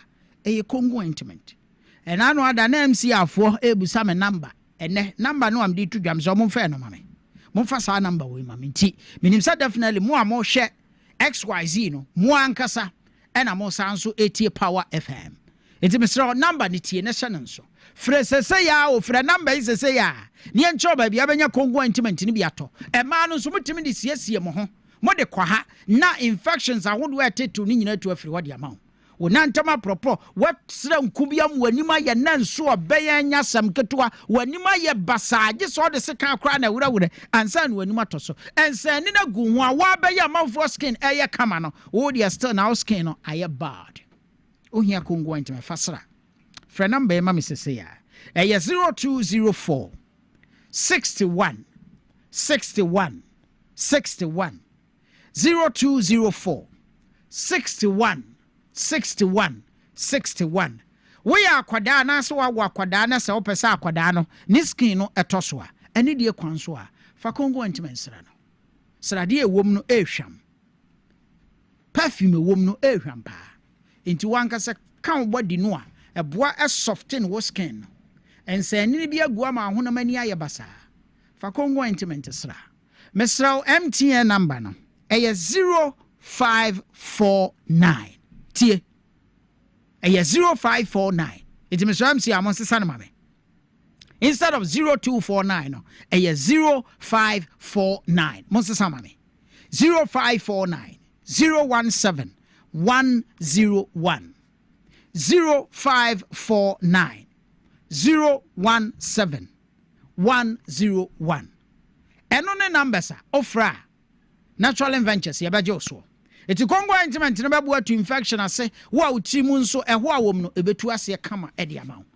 yesade ya manima smooth me ko TV so kra mentan use powder sansa time bia manim ya dry eye kama hwa skin no sa no anam desra eno a ebuwa manwifu ohuna mani yade nyina ebetu ase ede amawo na mesanso almighty Sokoto ba ma wa bai sasabro kum krofo ma ne mema mo bre obi akobobo ni na ya frichi sa na me na naka no ni na frichi o ya edura na dwokro obedi di ontimi ni so okotena ata maami e chiri mane wo ye ni ku aduane wie no atwene na ya ma no ene Sokoto ba mo ba bia pain no wo skin no mu bia body no bia no ebetimi aboa na atu ase de ama edura ne din di Sokoto ba etimi say ya frame Sokoto mai utiri yo ya mesrew mia bi fatu nsuo chiem na twetwe komu na wa nkwada nhwe ankrom ho ama oba me kan jo say this is hippopotamus dada you are sleeping like a hippopotamus enye guy mesrew mia kakra na fatu nsuo chiem na afa twetwe komu enkabone e wo otirimuo na ukasa pampen wa chenye betu ase de ama eye Sokoto ba awa ba nkrofo bi wa agese ya chekere wom ya de bandage na bandage wom te sa Lazarus aye kwa akokora no sanse ne honam ye ne yade bia sra Sokoto ba wodi anopa odwade wi a fa bi sra anadwo wo koda fa bi sra mese magic e wa aduro we mu no you've never tested it enti na wo temenken no kope Sokoto ba wudu drugstore le na wa akra ubenya dodo bi ato now pedodo nso atua Mr. Friend Natural Ventures your numbers near 0549 017 101 0549 017 101 and a 0204 61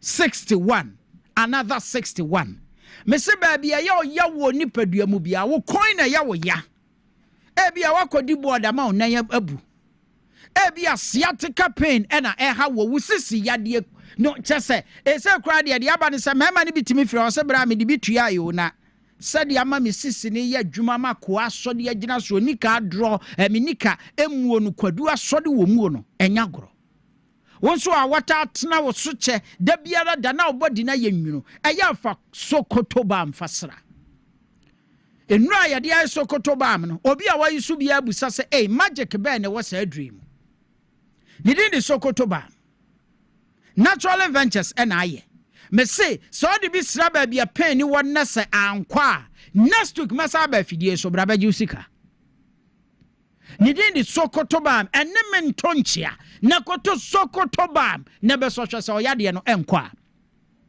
wherever you feel the pain sa wonsa wabache wabakon wabeti wobuna ya woya wo kasa na mu ya wo yesia na mu ya wo de odwade wi ada ho ne yamfa bi nsraw me se me de yamfa ntwetwe o na duro na dwuma a ebo no magica eye no you have no idea wo to ase ya pain no na etete wo a fa bi sra honom sciatica pain e beko wo nkotodwe wo nan kokom eya wo ya wo gina o chaka ganje say dog ni kwanti mobium wo gina o chaka kra na nan kokom epo se masokotoba emwa wate fasrasra wo de oba ba ye adwuma na ahwe ba bia waposo a wontimi nye oye ne ya na dog no ye hia wo te ase sansa na anu akoro se na se de dog no waja me se ha me ja dog ni makodidi yi wada we mu eye doggy style.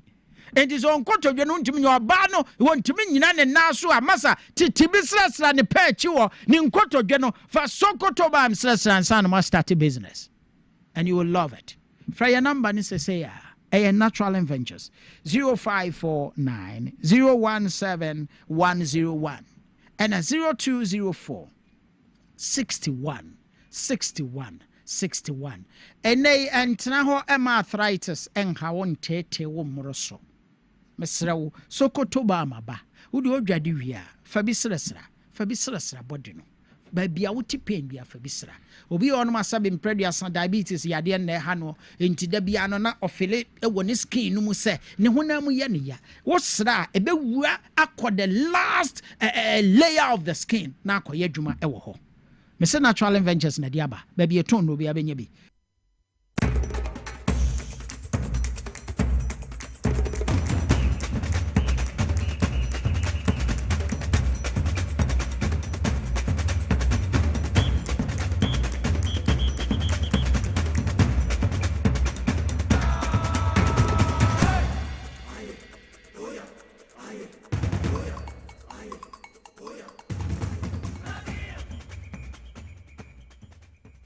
by Naturally Ventures, producers of Congo Balm and Sokoto ointment na yene omo ekodi enkomono pomon roni bitwe na me pacho bebre you say na ebebo ye papa and Charles McCarthy, editor in chief of the Mother Hawk newspaper and ekodwe yeboa yene omo ebedi enkomo wo fidiem ha na ansa na nkomo twetwe ne bekoso no na make house Benji's estate and Investment Limited omo 12th anniversary promotion abo no am say men control say omo more title led a land at a Chopoli proposed a airport area na just a few minutes drive from Saglemi affordable a housing project ho says your promotion price no na 45,000 but omo they are 35,000 and mama yen so saso no betumi atua an installment for a 40,000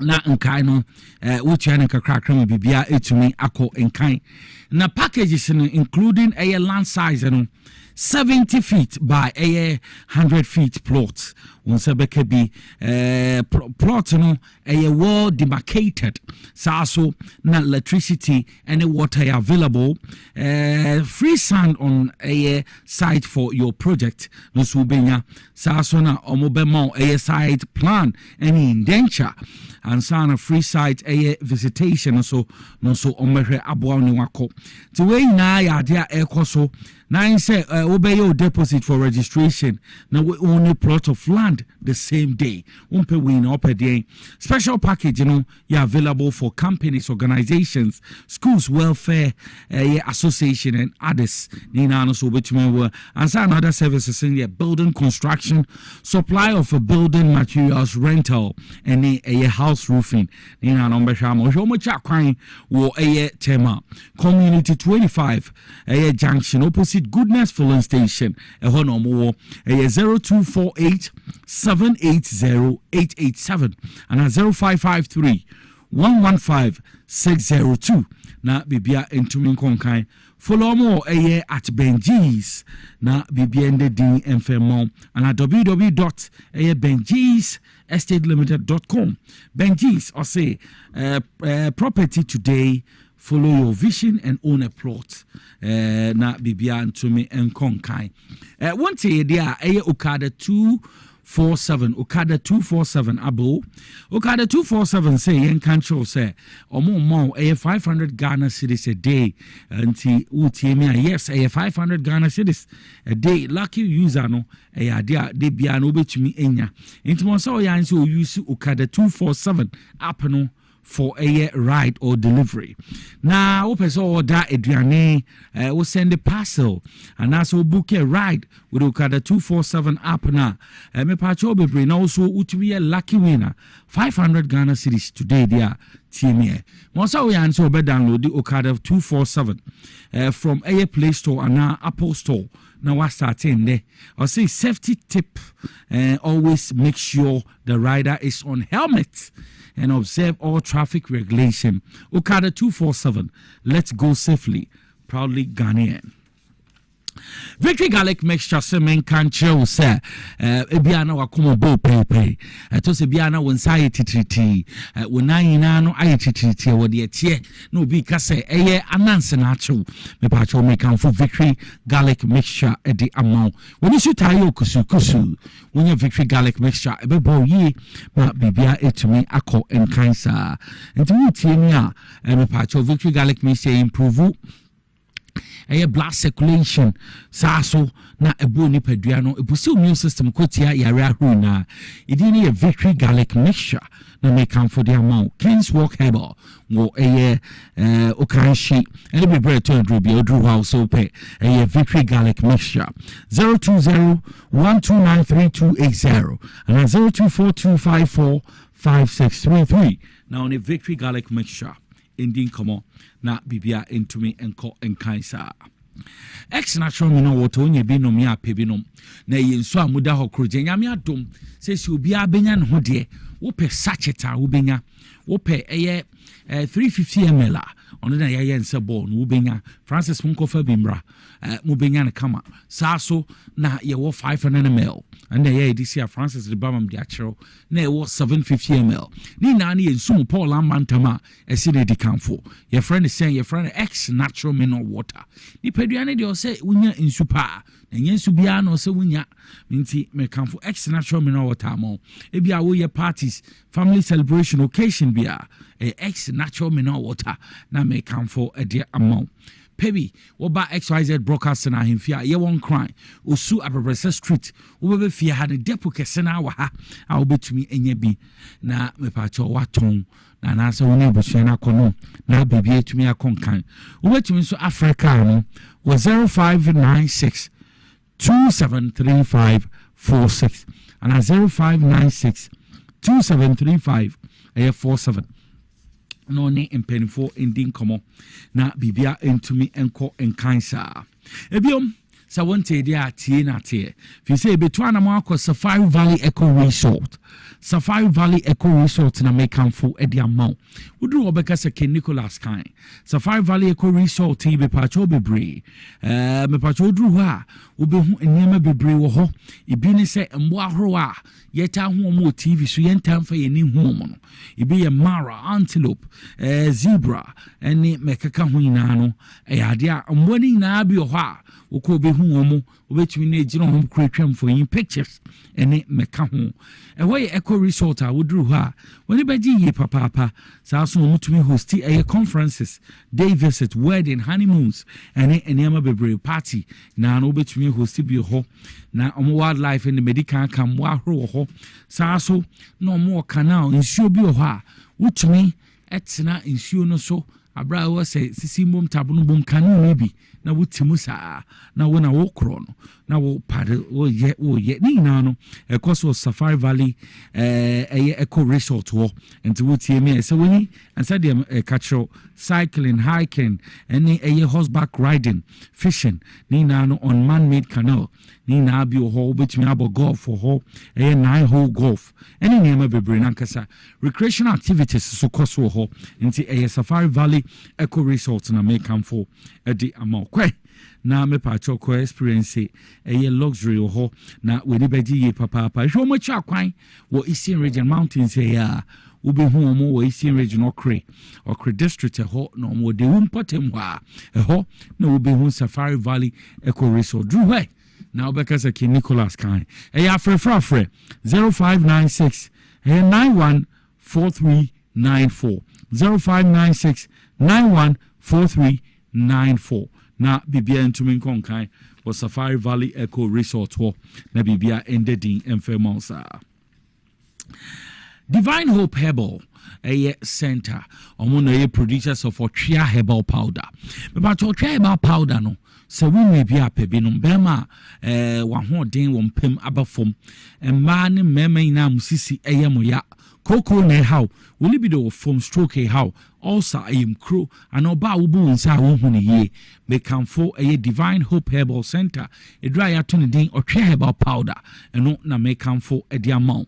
Mobe here and say we know such as a bakwa na in so one more takakra na wati bi die gum wonum bia na pawa no bia ni bre wo ho beye denden ne se kutajene no na bibia etumi akonkan ntimi kanfo eye otwe herbal powder e dia ma obafia ha me ka ho asema ombeka kyerɛw ombeka sa no kra eye dro papa nti de bia doctor bebafia ha no bia pebi etumi eyi so na bibia etumi akonkan wo tie mi a me pa cho bebre Gapson Pharmacy Okofrodua Cap a herbal was Sunyani, House of Drugs was Shamai, Sasuna a Boachi and Sawo Cape Coast, Nana Boachi Herbal, Watema, PK Gumbilla, Watamale, Nina Woka Wansa Betumi Akabi, 0591 565 557, and 0550 639 037.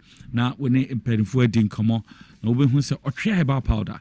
Eya papa and the portrait powder ni be no na bibia into me and conkan me pa cho ye the X cola aba drama so X natural mineral water way ni nia for kra aba ko eyi ho na kwaje ba ko breme ko Robert ho na me fentre nkofo because ni na no say showcase man nkofo hu X natural mineral water nsue make us say ade a ye de eye ni nua eye cola drink aba your friend X cola wunye binom ya pebinom me pa cho cola drink bebre na na ewo idwaman so muntie ne ye pa yeti we cola ni nyina no flavor na de egum twom ya bo na esi kire sa so na omode color black egum enti wonom a wo be ha tang ana o tekrema so no na ye tum me pa cho enye sa na X-Cola ye cola drink and cola pe mpanyin pe tunya binom a ebebo yi papa sa so na mo no spirit ni ade no umetumi de bi adilute no ma kama ha spirit ni bi o ha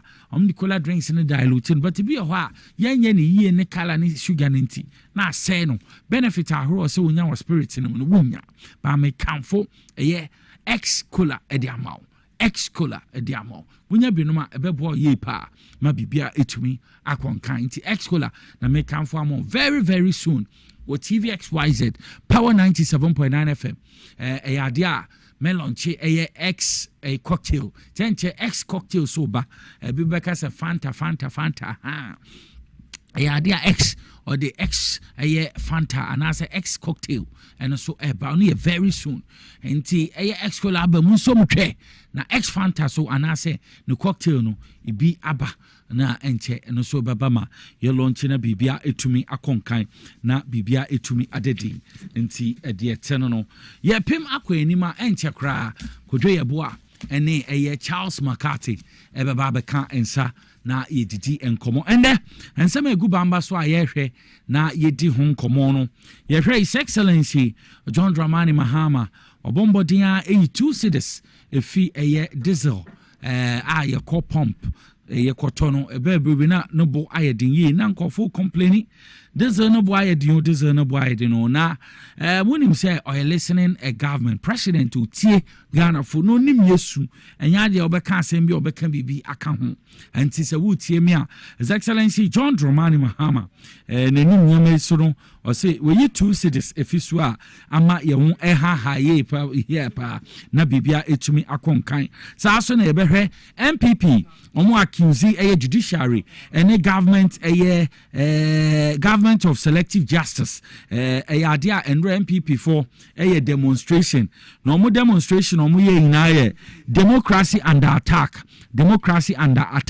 or say MPP accuses judiciary and government of selective justice ono so ya dia yebedi eho enkomo papa ansana abrantie bia wo MPP ma yenim eti obenya no hotam even omobeye ye friend saying 2024 elections okra adomaku ba afimu ono ana MPP fo ndi betu dwa say beye sika bia modu ye pom de man say on fanhwe media the whole Ghana adoma ko be film na omo kan yo asika mu odu pa no so ni pay the ball ne sesere wo obeka nsem be bra yoko inviting and you bia say eye abranche friend Miracles Abuaje ono no no so make us say High Court freezy no 5 bank accounts, 4 properties over Yoko Prop ni na ya dia ye bekasa afa ho me hu say Kofi the boy a man friend Frankie the eteno no ye bekọ koja mayor Accra abra omudi omhomo wo nti fatu tirim papa say no so ewo ho mayor of Accra ade a ye na ebekọ ekojan kama na bibie tumi akonkan Charles McCarthy wa ha enche beti kodwe ye bo aso nka ekuku dami na me no mu eba ebedi enkomo maminti a Chairman Sofo Osman Dauda woko gangway wo aboswa in the Presidio Uni Valley Municipality a cooperative union e wo ho ono no da no ne de la guda omo na ehwe so a omo bo adwuma no pa mamintia bompia fo so na coordinator ne omo so omo ye cooperative union bompia so no so bi cheche om mamintia Ebenezer Agbanyaga awko apinto a ono so oda no ho no so ohwa ansa na mo ye cooperative yi mining wo ho nyina two brothers bi no omo Presidio no mo nyina ye cheche Presidio Uni Valley eche omo nkoso nye cooperative mining no na bibia ntumi nkonkan mawi ataso so no ana mo munye emfemboa na nya de a company bi ba bagina ni patri bi akwhye ho na abosoman monenam ho ye Roberts ni ade ana ye mpene nti monje mo man na munye cooperative union ye wa ha ho na mi finti maka bi ama mo na bibia so etumi akọ enkan sa ta abosoman ni bompia so man meta mo achi mo nkoso nye cooperative union na edwuma no nkoso pa na bibia ende dina umretie no so mo benefit na sana His Excellency John Dramani Mahama aka nti ye mamo so mo pe na bibia etumi akonkan Charles McCarthy wa ha me be ma na kwaba na Charles ye be ne den His Excellency John Dramani Mahama promise say ade a ya ifomo gudi no we nsase so no we kurom no ya so ye beti ho na ye di so mfaso anti eno na ama wokọ aboso ne bompia so ne dom a omo so prese ni nyina betumi akọ enkan ti ma mintia mu nyina emrepa me ne powerful nyina beba ho na ye be chichia mu na bibia etumi akonkan Charles Akwaba kini go amejos bibia boko de Nyankopon adoroma odi yankwa cheye isia na isia ache se uye ije Emma cooperative uye onya appointment ko ye pia ma cooperative ungwa na edi even na wo boabo station na mudi alcohol that no wa me ni pa bonisem say me nyamina me tell na wo bobo na apinto bompia so bia samu nyina wona bia samu wona nyina samu wo so da wo je ti na wo tawo machi wanu masemo meti haide meta machi omo bompia so ni aboso ni mekeka ho no omo ne na mo sa na me ka wonya wo nko a mo de enya galamse rock man obia yes so wako waba azi to the good ni aba ko mo de enje se ko to the good ni aba o de na ne boy why Asana me ne Charles McCarthy be shasen ma me fa happy birthday mo fa nto so ma me dofo pa na menye we enye ready dia me ne Charles ni nkomo e kakra na me de dofo pa to so anti me dofo pa na da so no your friend Sophia Mansa Konobia Young and then birthday nti baby Sophia wo bia no me mo happy birthday me dofo pa ba ko pe Sophia Akonobia Mame Mansa Young me mo happy birthday means so Cape Coast Sunday no be ban cry ti me hwe wanim obai be di birthday in come pa me dofo pa na me sure say me ka say me dofo pa na no I'm proud of it so say me ka me mfa ne mansie this time that you are speaking for the cooperative miners yes so say me ka go the sikani be about no say my assistant ko feed the house so oh you happy now this is why the at least can be skin am over that See, Mama Maza young men check. Yeah, the stem.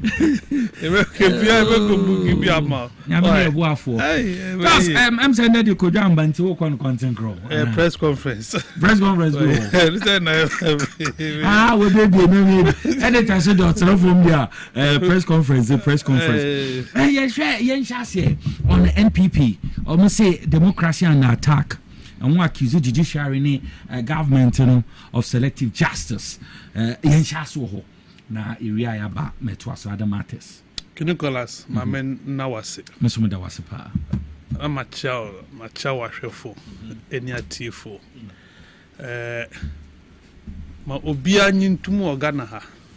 Say a ban demonstration a ban demonstration a constitutional right. Ewo mram Ghana mra ahwe se wuti o mamu ha. Wuti mamuni wo ye Ghana ni bebia wo bia. Na se bibi koso wo manim. Na wani nyi ho a. Ese wo ko bo police for amane. Na omuni wo nye nhwehweye. Wo ye kira no waye bi. Enti no obia ni MPP for demonstration o mo ye nra no. Eni hu entokwa ni hu asemka. Na mum team no mudi ato demonstration no so no. Ehona asemo sa democracy team no na problem wo ho. Okay. Say democracy under attack. So obi ka say democracy under attack Nicholas asem kesi.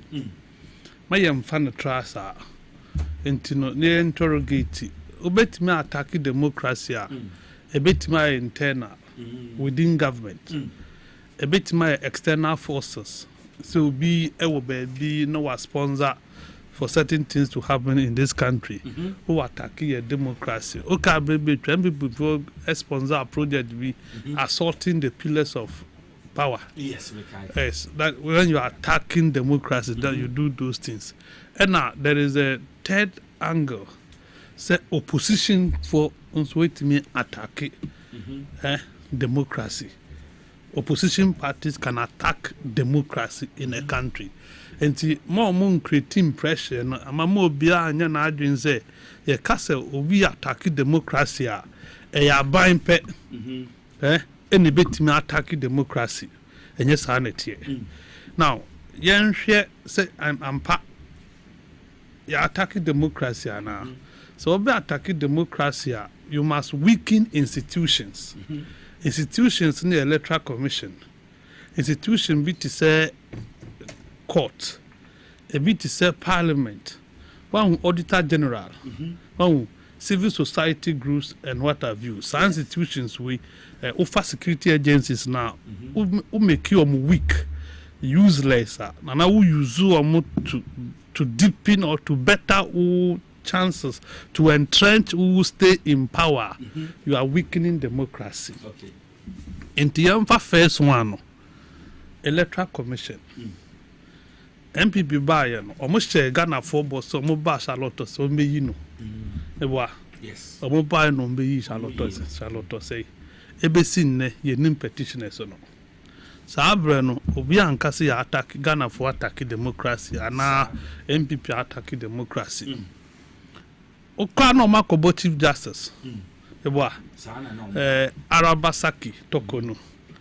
Mayen kai say abra omudi petition cause omunyi Charlotte say no. When my brand the Prince Derek J. Yeah, Prince Derek J. Yeah. Prince Derek J no submit petition against Ofaya Kufu. Yes. Say wa misconduct no ho. Sa petition no o ma trash no o man transfer po ma mia resident say. And then selective application of law no. So I say. Yes. Then there is a classical case. Yen undermining your processes, your court systems in as for Uka Gregory Afoko. Yes, Gregory. Paul Afoko, actually, see High Court man a bail. I don't know, you are undermining court, a legitimate institution.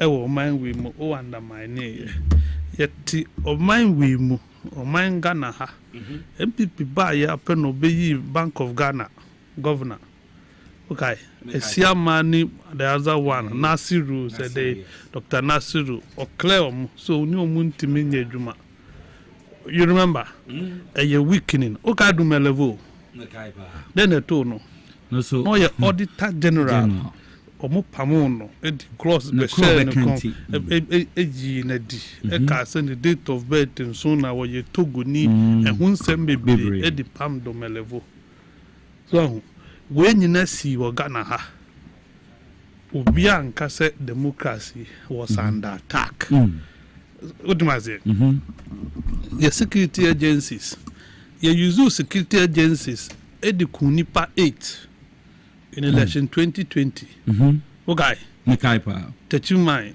ododo kosa vlugu ni nasufo nipa 8 de wu ye in election 2020 you use soldier for ni police for uniform and you did this you are using the security to intimidate people. The legitimate right of Ghanaians to say okosalanya twaba na wahwese abana watu no yakanya mano ye bonipa 82 kuno young can say democracy Ghana elections we have seen some traces of violence. I say you be kunipa 80 being sida. It happened under Akufo-Addo.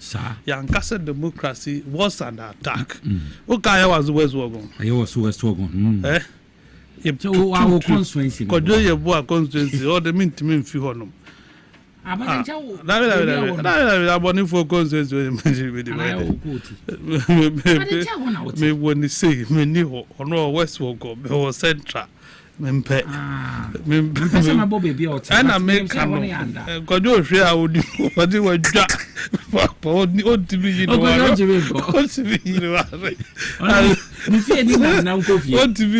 know Nicholas you see why I was so West Wogon say a sitting member of parliament when your party vigilante a born soon omudi white paper buy and a buying said it was act of provocation and any near ma bibira a course so that time can any be anka say a attack on democracy you see over democracy the right to protest to senior and now mu ye no a constitutional from 2017 Ebesi 2020, Nicholas, there was no single demonstration against NPP Ghana Police Peninsula.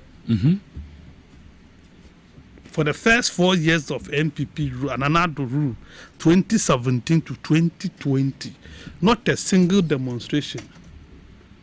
No Ghana Police Peninsula muye ukrumwa. A driver for demonstration almost stop here. And is for demonstration almost stop here. Post election 2020 demonstration almost see COVID. Maybe into money. Offer I fix the country for. They made a list of them. Oh, man, Peninsula, man for a demonstration. Under President Mahama, you sworn in January 7. By 28th of April 2025, no Katecha Afrifa was staging the first demonstration against President Mahama. Obi stop no. Obi unstop. There was no court order, nothing. Nobody stopped him or demonstrate here. 3 days, 28th, 29th, and 30th, and no year 3-day demonstration. And no say no yet. Obi ani non-stop. And before the demonstration, and no, Obi attack the entity. What? The provocation. Some police for Nina, but it was contained. This is. You have the right to do whatever you want to do. You see, can you go? Yeah, now man for misconstrue free speech. Free speech. Fast free speech now. You were freedoms no. We have freedom of speech. President speech. There was freedom of the press. Ebiansi and Central Jumani Nasifon. There was freedom of assembly. Some bit me Abuabuamuano, no Moshia, no Maya de. You have freedom of religion. Oh, freedom of association, but you don't have freedom of insult. Insult is true. Any baby. So there is nowhere you trust freedom of insult. When did insult become speech? Unless you are not honest to yourself. This is one person who can cry as Ghanani. Answer no bit me defend so attempt the kasa. And before the Ghana for the Africa need the attempt the day. Udi attempt the day. Kawasem na min kamasem. Sa. And ye kabima min kabiyan kase the attempt na min ni ubi. Do you get it? Democracy is just this the attempt na min di ubi. Ufa constitution na also ubetimi akere wadu ubetimi akawasem you can hold government accountable. Entinu NDC aba washa or 4-year mandate. There was a manifesto. Ufa NDC manifesto na wo hwe nia waye ne. Na wo di tutu na wo point so mu share boss mu beye we mo anye adena president wonye ya uni na tem. You have the right to do critical analysis of situations. You have the right to point out issues to abide, but you don't have the license to insult. You can what is it? It is the MPP, sorry. No, say democracy is under attack. No, what beside is a electoral commission. Let me decide your right to even register and vote no restricting. And in Yanko register or district offices instead of electoral areas. Any registration centers now afaridan mu create 2 hono. Adukwe men samba bayans na bio we the men into bianco no district. And this one out to su alata as I say sorry the pelori fair. Na ko electoral commission office. So who needs case so who nanti ko. I say, Sana Muye, you manipulate the process. Yankase democracy was under attack. Jane Adukwe Mensa created regional coalition centers. Artificial one, ne Nimram Mewa. Sir. Eddie manipulate electoral process. No, it is an election not free and not fair. And then because democracy is under attack. For the first time, Akufo-Addo appointed a friend MPP election officer to electoral commission. Against all dissenting views in this country, against all dissenting voices. Why not Tiazo that appointment? Man, what's what they saying? I pay them. Akufo-Addo appointing for Morigin or BBA, baby. Or didn't call electoral commissioner. Maybe we are pay news, what is it? Obia Cassatia, no elect Union or no Obia Cassatia. Very good. Nanado see onti on one a selection, on one open or appointing a code. That time nobody says democracy was under attack. Can you go last? Right? Okay. Constituency be a moment to the sal. But constituency need the Angasa Yaguan. A Guan constituency, a Guan district. But Matlanka had to need in sal. When my nickname Sal Nudina Ma Central Coffee. Ena Eni Akpafu. Elni Lolobi. Ena Lipe. Ena Yesal. And I for in traditional areas and no more cabo mediati. So you know. For 4 years, no money representation. That is an attack of their democratic right. Naked one. Because Jane Adukwe Mensa on the 6th of December 2020 and issue a statement. Say Safonu intimin to about in the parliamentary. But they can vote in the presidential. And you did disenfranchise into one to me and MP. So for 4 years, they didn't have representation. That act was not described as an attack on democracy. Nicholas, Yanko Waudim, the Juma South, any hohoi. I'm using these 2 constituencies for an illustrative purpose. Omoko court, high court say the people of Sano on to me in Janti Amewu. Meboa. Amewu emane nko parliament. Parliament, yes. Meboa. The same thing esi e wo techimansa. Court no say they need representation. Any jam, but when we de you broken to man rep any. You see, when you do these things for you are attacking. You see, court to see when you have representation. But what about these people? Omu have representation. And you see, so and you say we try ne. Now be sure Ghana for any. A Castro must say democracy is under attack. Simply because Obia Kasa, Obia could diatem, ama yachina. Then you are not being fair to yourself. Then I'm tempted to believe that Momunti and Mustafa made the can your can. Say intellectuals no asan wo MPP mu. Enti ebe hia ebe safata so mudi ne beba. Na wa be ye bridger obetimi dia atwe intellectuals na back to the party. Because this argument is weak. Say obia kasa, obia diatem. Ana mo nkazi we diat. Na woni me nwa you know Golas. Yes okay. Sa Aminat no. A watu no din wanu kinem ne ho ba me aba no. Umu say no no court. Yeah, umu say no no court. There was no one lawyer. Not a single lawyer followed her.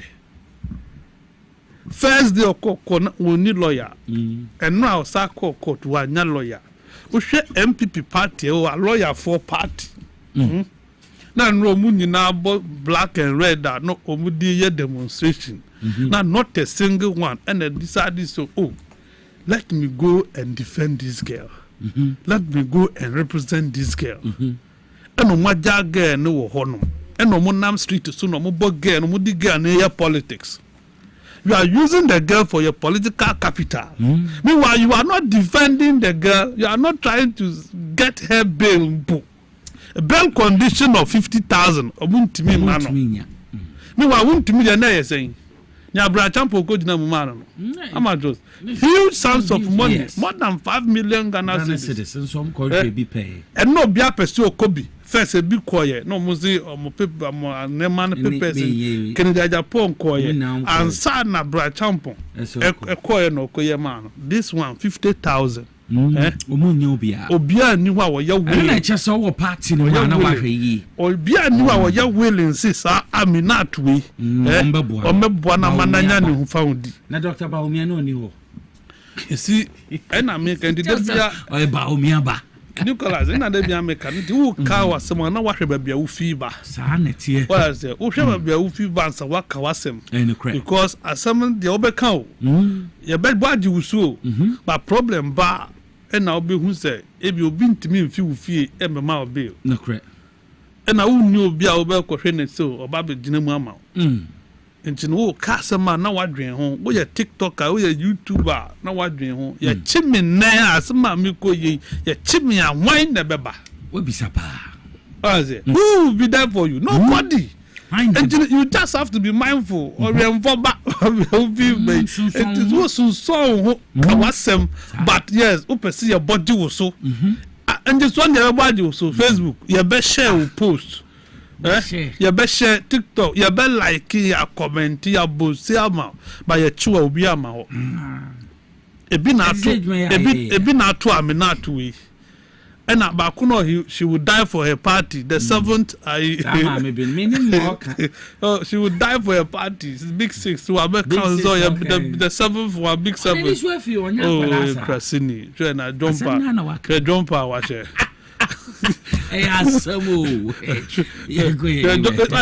So don't follow the crowd. Maybe party penny be a channel radio so I cannot dream. And running to know. A managing no crowd, Ubenya penny bia ma was so ya dinamo ko kama no ama ya ja no. Or down for be when this more betimi afam. Or down for be police more betimi afam. But what about you? What I say? And you know democracy is under threat there. Okay, Nicholas. Alabraka. They must go and come again. Is MPP justified to talk about a name SCC? Is MPP justified? A DNC now, and see when MPP abreso. No, what is happening today? What different thing NSC ne? And see when MPP abreso ntia ultimate catcher and say democracy is under attack. Ya wagana na afenyoma kimbo police ni wa man chininti no man nyane hwinti no. He has gotten the thing again, the impetus, the nerves, and all demonstrative view. And not be your sign. Oh, you are talking about equality before the law. Obia who here Ghana ha. No correct. But you see the poverty of that argument. It was displayed yesterday. Now, and no more, you know. The Nanaya Jantua. Oh, I some catch a name. Nanaya Jantua, Nicholas. A presidential staffer. I think so they are equivalent to deputy ministers. Ministers, yeah. Oh. Nanaya, would they forget agent? Yenny agent in Pumfield. So Nanaya was your presidential staffer. And to me receive minority of 87. But you think that it was fair for Bank of Ghana Security to receive a petition of MPs of 137? Parliament. Their minority numerically, numerically no more 137. More than 87. 87 wasn't another is not equal to 87 MPs. But a security at Bank of Ghana equal to 137 MPs of Parliament. Why do you know saying? You see, as a man for you that fit no more year and ra, sir, and you know they are not ashamed. Or when you are there, because what sounds into where I make what will they tell me? What will we say? Then I Ghana for him one maker. You see, the fact said. Wanya kwenya zu ni Ghana for bedin common just who nyansa. That opportunity now bana ebia ona only group you na it does not mean that you are superhuman. Into wudi munyansa chubia. Into that be a man for a tiffy. Our mon hwe yen. Our mon monitor no. Anyansa for no guvio. A opportunity be ne yanya. Engine ni Ghana for kasa. You must be mindful of the things you say, what you do. You must be consistent. Anka party will lose power there. Kinigolas from 169 seats. Sir, and a T so bar 136 plus a certain one be and a koye 137. From 137 and a swatiaba 88. 88, yes. And Oduman Kumawu, one party pa or petty number no so, and the year 187. And you know, I still be sound say you do what Abrofum was self introspection. You return to the drawing board. Go and ask yourself honest questions. Into then ya beye Ghana for or motoma ya yenya. Overwhelming majority mostly move be TNDC is a 900 vote to say 1 million vote. Now all of a sudden under 8 years, ya free SHS, ya day, ya say, na Ghana football free say. And then I think MPP should be answering this question instead. So a then a bit me I win the support of the Ghanaian people back. Have they forgotten about within the last 8 years? Now, for you fear there. Now, I don't think there's such we a bad part in the image. Because you are not even admitted to why we be born in For you, there's nothing wrong with what you have done in the past 8 years. So you think that you have the moral right. So ube question enema esine. Me say a day na si and now a bin see that. Almost unreasonable bail conditions. That's one of the issues. When bail condition one. Now one bail condition, Google and check. It is more than the bail condition of Mudima Winya. You got 500 million. Now one was the first person to have faced that bail condition. New currency. Yeah, and then AC was Nebuchadnezzar Breswana. So what is this bail condition issue? So we see democracy. No, you work to deepen it. It is not by demonstrations. I say it is by suggesting superior argument. And in the bail conditions here, Momo feel say a severe, a unreasonable. And the parliamentary system of this country, a makwaima we a private member bill. And the MPs me and sabetima komuabu. A proposal bill say omumfa amend sa yevende say yoku the special prosecutor omo bill conditions no mo nya ne normal sa mo di ko parliament no mo ditumu a emra na be yemra. As we speak, nobody has been able to see Iyoko say or set unreasonable bail conditions. So be ya there ne tiamra. Can you go ask, where do you go?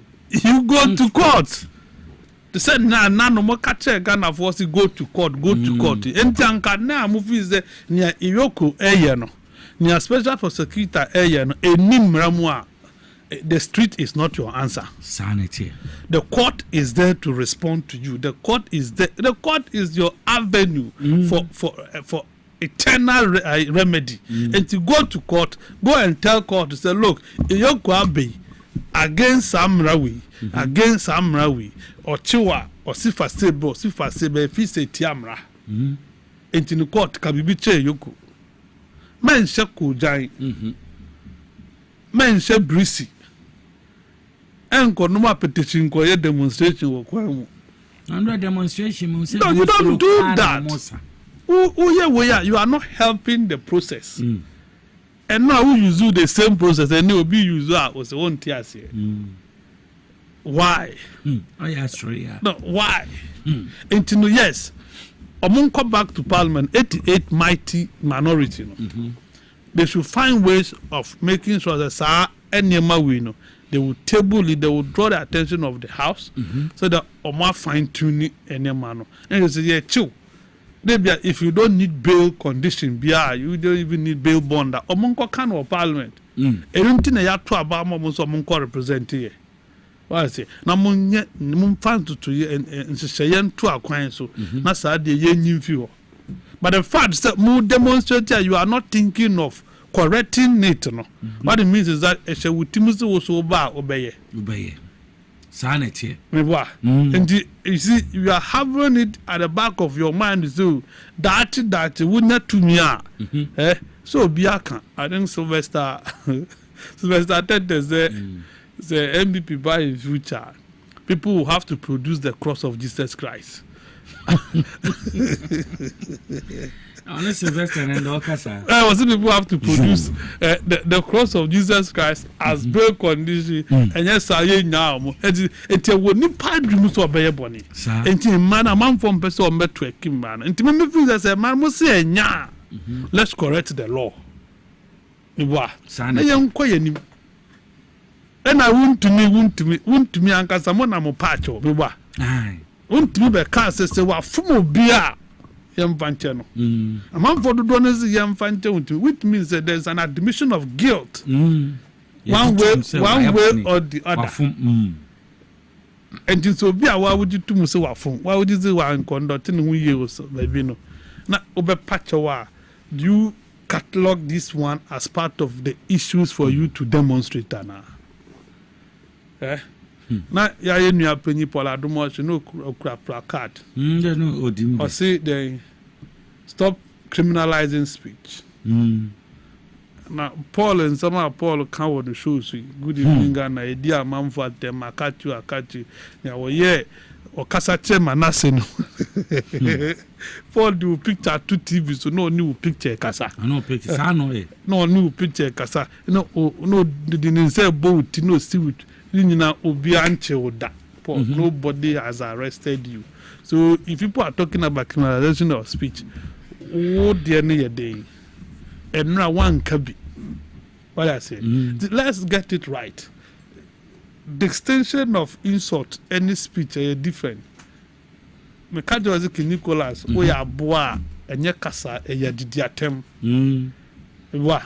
And you know, who says that now, who didn't pay you for them? For instance, President Domama, Dr. Mahmoud Obama, or Bibia Busiamwa, regardless, a bear would day, who the bet 2 home, who the bet Wawa was the president in Mabusiani, President in Mewafa, Mewa. When you bet Zofa a minor 34 million and over. Now, you could president near Kuyu Abusiania, who the bet Wawa. Sanity. 1 mayor will be seen in the who did not tell or you dry in as if for ow. The bamboo, who did to 2 maybe a narrow size in terms of, and you know, some of those things, and me, I believe that what me a kawadring. Me, I go for my criticizing upon me, that's so criticizing. But I cannot insult another than go for when you see papa, then I, but never warrior na me see me pay nya timidi. Pese mama eye na nya ye ka mboa obi bia ye na me feel said nya waje ene ma adwen and machia.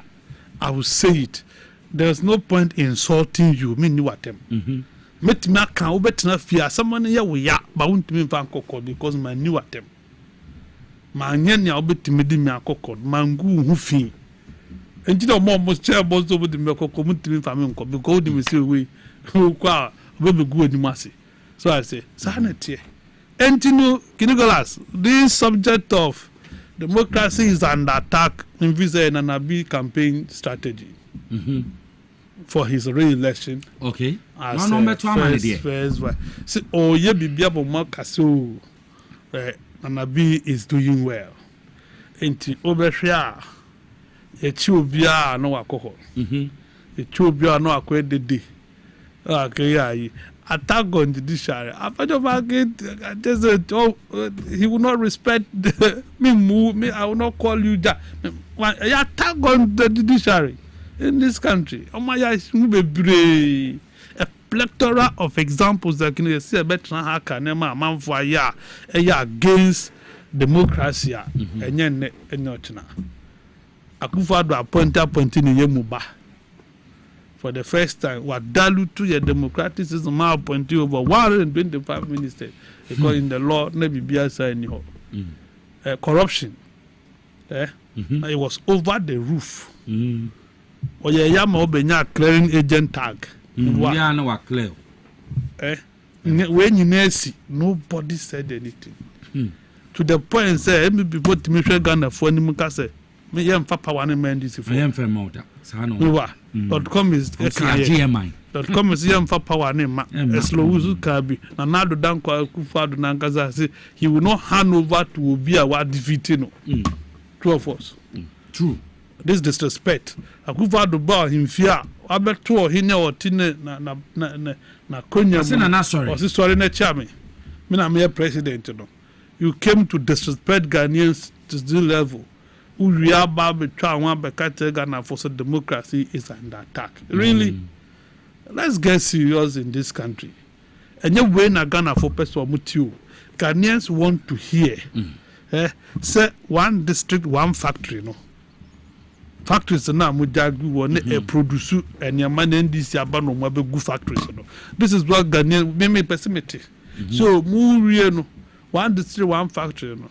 The 270 something, 260 something district na ye wono na your factories 200 and this year by your grande factories no and the factories in produce you what I say near timia biso masem 1v1 dam, one village one dam. Villages dams now you 2 dams by 500 and this is about makos sa nwegu and the dams no almost sino na ya biso masem we spend our money to dig these things that Minister Nankasabe catches. Oh man, 250 million so on fund to dam. What meaningful dam can it do? What? My way, and you know, you fee. Who try on abesat Ghana for say democracy is under attack. As I can tell you on authority say they see and run. A Yananabi campaign strategy. The campaign and all. A man for Botumayama. No, people have made money. So mobilize our a man for support. Also, one for support. 50, 100, 200. In the month for people are okay. They can now go on Friday. Their campaign. But you see, young cano quentre, but be a yadri. So if you say NDC, ne young country almost so my one thing a ban where ya ubekase enye. Enti a wo feel say selective justice. One a work case e wo court. MBB ni be na work case of court against NDC ni ben. Musi want me say Ghana ye was citizen arrest. Why is it? Enti me achi wiki Nicholas e dia koma police for say ma hu say o bokro no. Ma hu say o ja nyama sem wo. Yes sir. Enti no want me di aba. I go through the court process. If MPP want to really paint NDC as being selective, now when Galanse ya Nibia or ye Kimpina or ye NDC ni a cocheno. Sir, if I evident, if I come up police law,那说so, I'm running the bedi, and I'm running in ni. Until then, dear, oh yeah, can say you are abetting crime because unimusu obi ye illegal mining.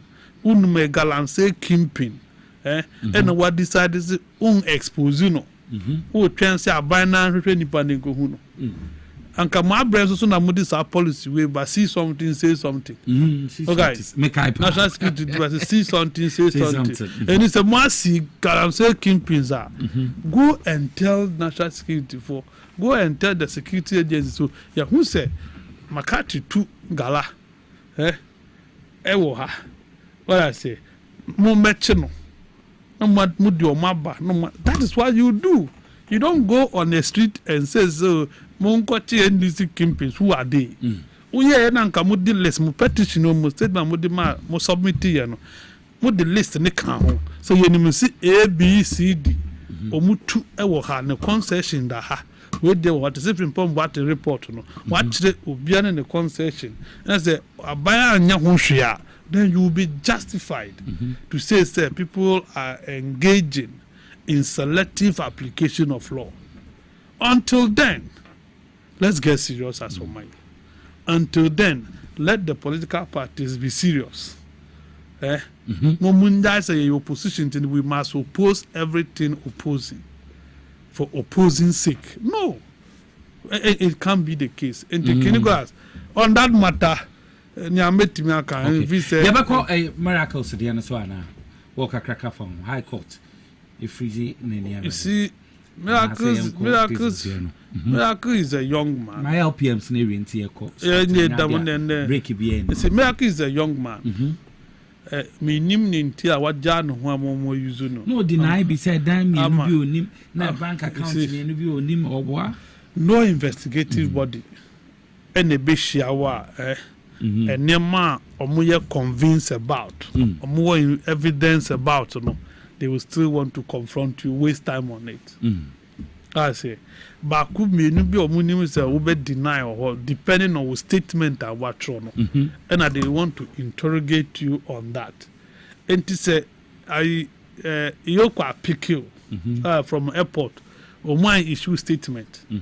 And I what decide to say over broadcast say ya cho ya ma one who lawyer say and the be issue you who ye near grantee will bail for the first time miracle penny you be our you kwaya man bail was an ababe grantee interview obi be our yoko ako be say oh the people they took good care of me. But you can look at the days of Kwakwanyi the WABC and Obia Kobos. Oh, yes, I was taking proper care of. Miracle Kwan Kobaye, I could grantee interviews 1-on-1. And all kind of will cry the enemy and can we? we no mo ni me kan do you know what they have what they have on you ni ade ni information omo about you and na okoye we asabu trigger di okoye ba ya no kota no kaze no okwa chechim and di na ban you see it is not the size of money afa wunsam and they say why you bonu so we fa ban sika na ye thousands na mo zo mo betwe aso a ye betwe aso it's a 55 now 5 million is gakitwa 5 million Ghana cedis sika kitwa na kotana wa yesi ba japade de wa yebi wa yebi pa wa ya japade nye easy miracle ko ye MC ya yi nadi ye pamu no one time po one twanwe ai na ya safa na juma o Jubilee House na within that short time no wa ye miracle timisi 7 bedroom wa ha esi we wa ha e wo 15 acres of assassin waye na obisa miracle anyakra entino nema na wo na ye normal that's our Muhammad me tears had no masirisa na onu nyina so nyina so ozi miracles wo ne bawo university entino ne bawo university entino azazi wo timinya saja pade no Is that our Muhammad? That is our Muhammad's defense of this matter. So miracle Bawa University, and therefore qualifies only our property. No, only more can. Say no our beef, corn beef, say pork beef factory be and teeth factory needing that, and then to me man in your size we. Why they all come in there? See, we. You see, as if scenario yen be hun challenge. Is true. But you know, the matter is under investigation. Yen to draw conclusion. Near message you could for by yen and 10 24-hour investigations day and night. Now on come fee judicial vacation abano. No my ready. Now ono nso akwakoyi na no court ya nguzania etie and for me yes but so bit me koye duma 2 years 3 years no benya sa japade we bia say yeah but kin say ankatisi wuntumi de ya mo confiscate ya china to 20 years and anka bandwin so emrano ya best samra no instead of 20 years no maybe bia you bet me approve say within that period na oye adwuma no and wasi ajapade bia waye within that period nyanyim fi wonsam mo man na anka I think that will be very useful I say and amamfo ajapade o maye within say 4 years 3 years no e manage so within that time na utimi ye dia na yesika na wudi aya no nyanyim fi wonsam I think it will be very good for my Ghana. Okay. Yansha a 2 cities His Excellency John Dramani Mahama training Ghana for one. I see this is our cost me for 2 cities. A master stroke. As I'm better, what's it? Maybe one hour criticize ya. Ghana for beunze we Jimmy for. Miss better Ghana for more criticizing no. Yeah, from Sasabi or me Jimmy for. When I criticize it, me penipa back. I mean, Miss Anna said, why? Go in him, would the oh, but oh, boy, me, some commodity. Chapal more parliamentarian. Why no more? Names in the doors. Would the Baba Pema me, Nicholas, me betray in tea, me penny Baba, minority banana. Minority for oh, and I make you don't oppose BBR because we oppositional. Oh yes, sir. Ohumbe Ghana for in the more. People can read now. Social media will on and now your internet too. It is easy to recollect a name is see ye and ano. 2022. Tama petrol could do 23 cedis no per liter no. And now labor. Labor for appealing to President Nana Addo Dankwa Akufo-Addo Williams. Say Omese na se unsubsidized fair prices na Magana for. Okay. Akufo-Addo say yɛbɛbɔ 4 billion cedis sɛ ɔyɛ and that it is not sustainable. Who needs that video? Oh, King. Why? Production for no. Who has that video? No? You have that video. Yes. When another Danko Akufo-Addo, the president of the Republic of Ghana, Ghana for say, "Ont me nyahushe." The fair prices na druno. He can't do anything about it. Okoya, Oya, yebeboka 4 billion. And the thing say, sa 4 billion there. Or no, oh my mosa akano. Into ubien tria, and your coach tria ye. Into say ne, obi fufraba. President Fufraba me boa. And prices in the cost through a new 24 no and 23 I drew. Say new 23. A new 23. Acquire your friend or criticize so ye need the expert first squad. It's no bad because I in Safwa. Okay, now I think Akim area also be more Kojopo Kudie one fine gentleman. But was share Ghana you know energy one kwanda ho and wakujum go no awon tiaze did I won can tiaze so that wanna be president or forget it na enquiry Nicholas and now be aba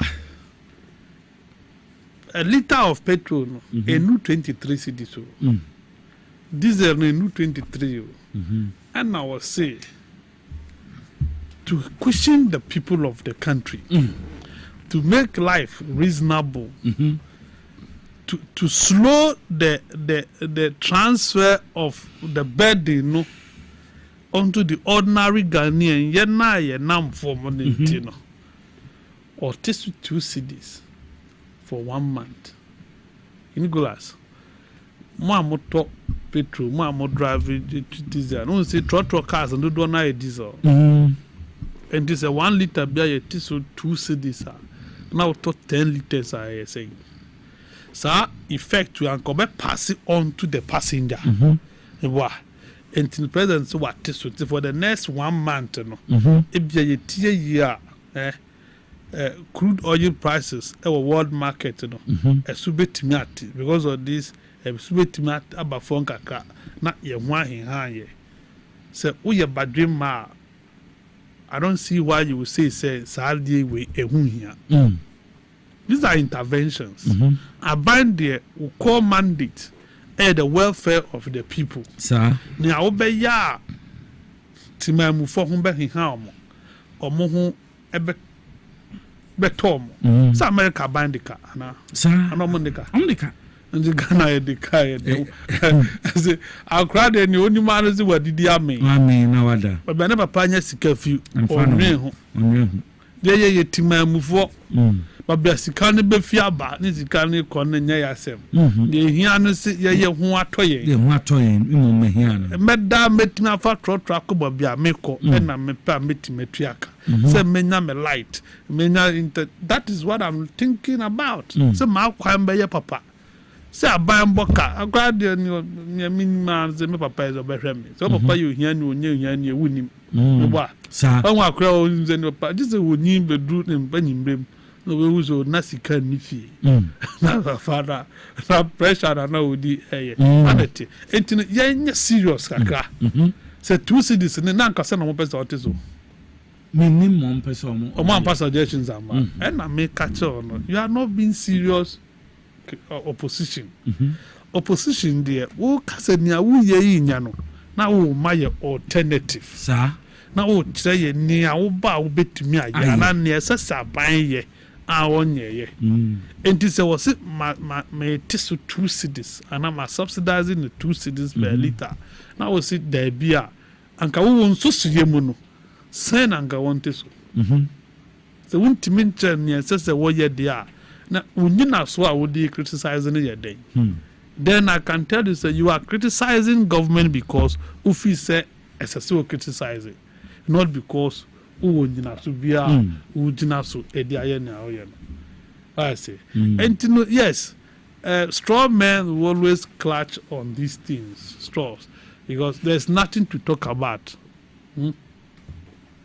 I buy born home ding, baby bakumienu bi enshada enkwe yesa.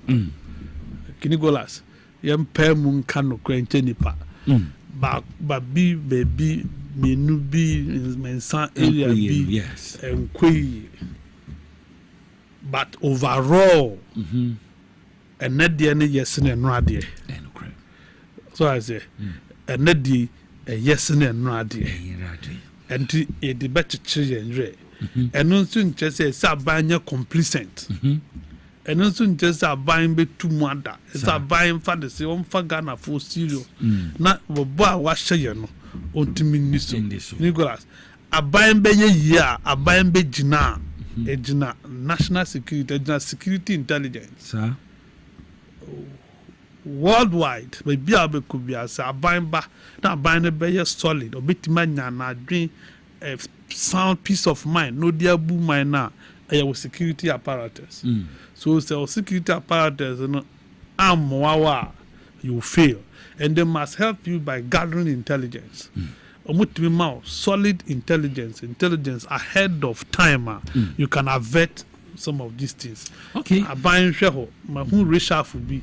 And then I'm a so say we take reshuffle no swear. Reshuffle. The natural environment. Mama Yaga. The natural environment, I don't have problem. I feel say Mama Yaga was doing extremely well as a leader of Parliament, because Parliament you don't need somebody with a Fenyamakins attitude as a leader of government business. Okay. It will be chaotic. Do you get it?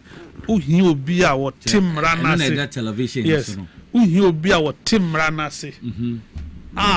At every point in time, obey to me.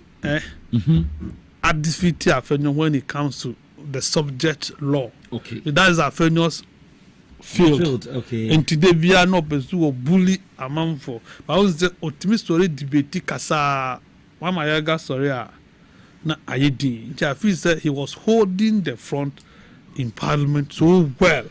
What do you also maintain? Yeah, local government in there. The changes is good. See, Minister na ya moving on there, yeah.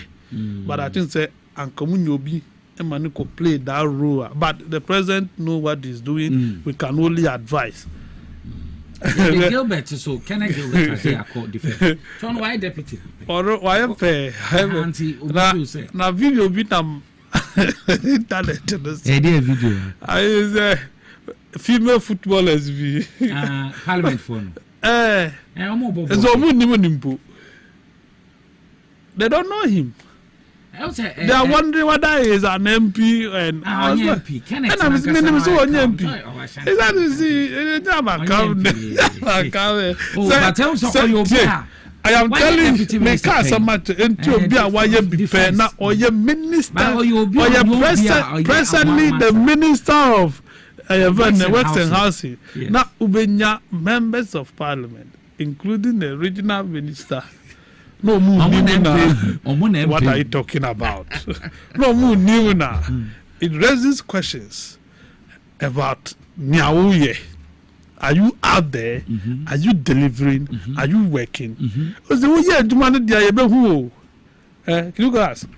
What you ya two guy. What do I be see happen to the above to the bumpy as Juma Wuye? Yenayati. Who pump a dibefia? What do you know? But you know, I don't know why. But I didn't say fine. President, but be a person and new cost because I don't think they where they are not so. Rich for no way. I mean, I quite uncomfortable. But you are someone who security honor or manning honor, national security or star security or honor on share who ye. He should be able to secure. See, Mama has a history. 2016, Okako lose election. Ukoko security for ya no more year baza from I think say if I mean I may or no and I may can betia on strengthening the national security architecture. Okay. Now only baku mienu bi ministers no bebre wa so come gufie so pamom omomu kofie kra ebi mu hia reassign no you don't need obama me kwa mama bobo bia the platform made the memo kwa mama adendia was it esi ye bubo bi ye boa no esi no twa kwa nim se the church for Canada I know what to make kan wasem so smith for now yeah sa me sa ba with the president Arabraka. No, where the Arabak, where the me fan say a defense na wo po bia kɔhye ho na wo di obi kɔ ha na vacancy be bandi na wo di Zenato eba na made by the na think say na local ga na so no hu so na so and as a popo bi a cheno bi nti release had their own no kɔhye and so sa so ben so sa nti yes it is good, but Mr. President, we want more. As I focus on the security area and a bit me abwa now our bang we will legacy term no what me I deliver need or more kwa America ban so no be bua kontra yes videos some raya kwa what I say and yes Zenato, congratulations. You deserve it. The amount at least a compensation. Mama Yaga, so I think so. No, my doubting the capability. I think say I've not said anything. I'm only saying say. Let me feel say Parliament the way I will hold Parliament or not a better. So Oko for will be is one a man for the family because good people are rooting for him. But he was in the kind. Yeah, was in the kind that I'm going to say no. I find you this year. Obetwa. What I say? It will be chaotic. And you know, but be our one yeah. On time when I defend the other. James is a lawyer. I hope say obet ma be ye near adikan for na ye ni bi. Say jigu dia e be tan ha kan. E jigu a Nicholas, the member Fia Bekan, our president, Mr. President John Dramani Mahama, your national security need to be really looked at. And I make another account sitting in a together. A boom over a quail leader, no what means the nature of a boom. A boom, no, and yes, time say, your time. You better cut Charles McCarthy, and then I saw no editor in chief of the Hawk newspaper, and there on Obama did Jumedi. Me did ready in which I'm from Nicholas. Mama Musui, now crack of Fidakon on a dunia bar a Dacha Hema, Nedi news are moon, a day praying, a Bojaya news, and Tibuntiabi. We said news in our urban moon here. Mamenda cameras say a Frankie Kofi the boy, Menda a Nunia Francis or so. I mean, if it crowd Mendana say, on no a pinto cameraman or her. Sa so na Menda Abbas was say on a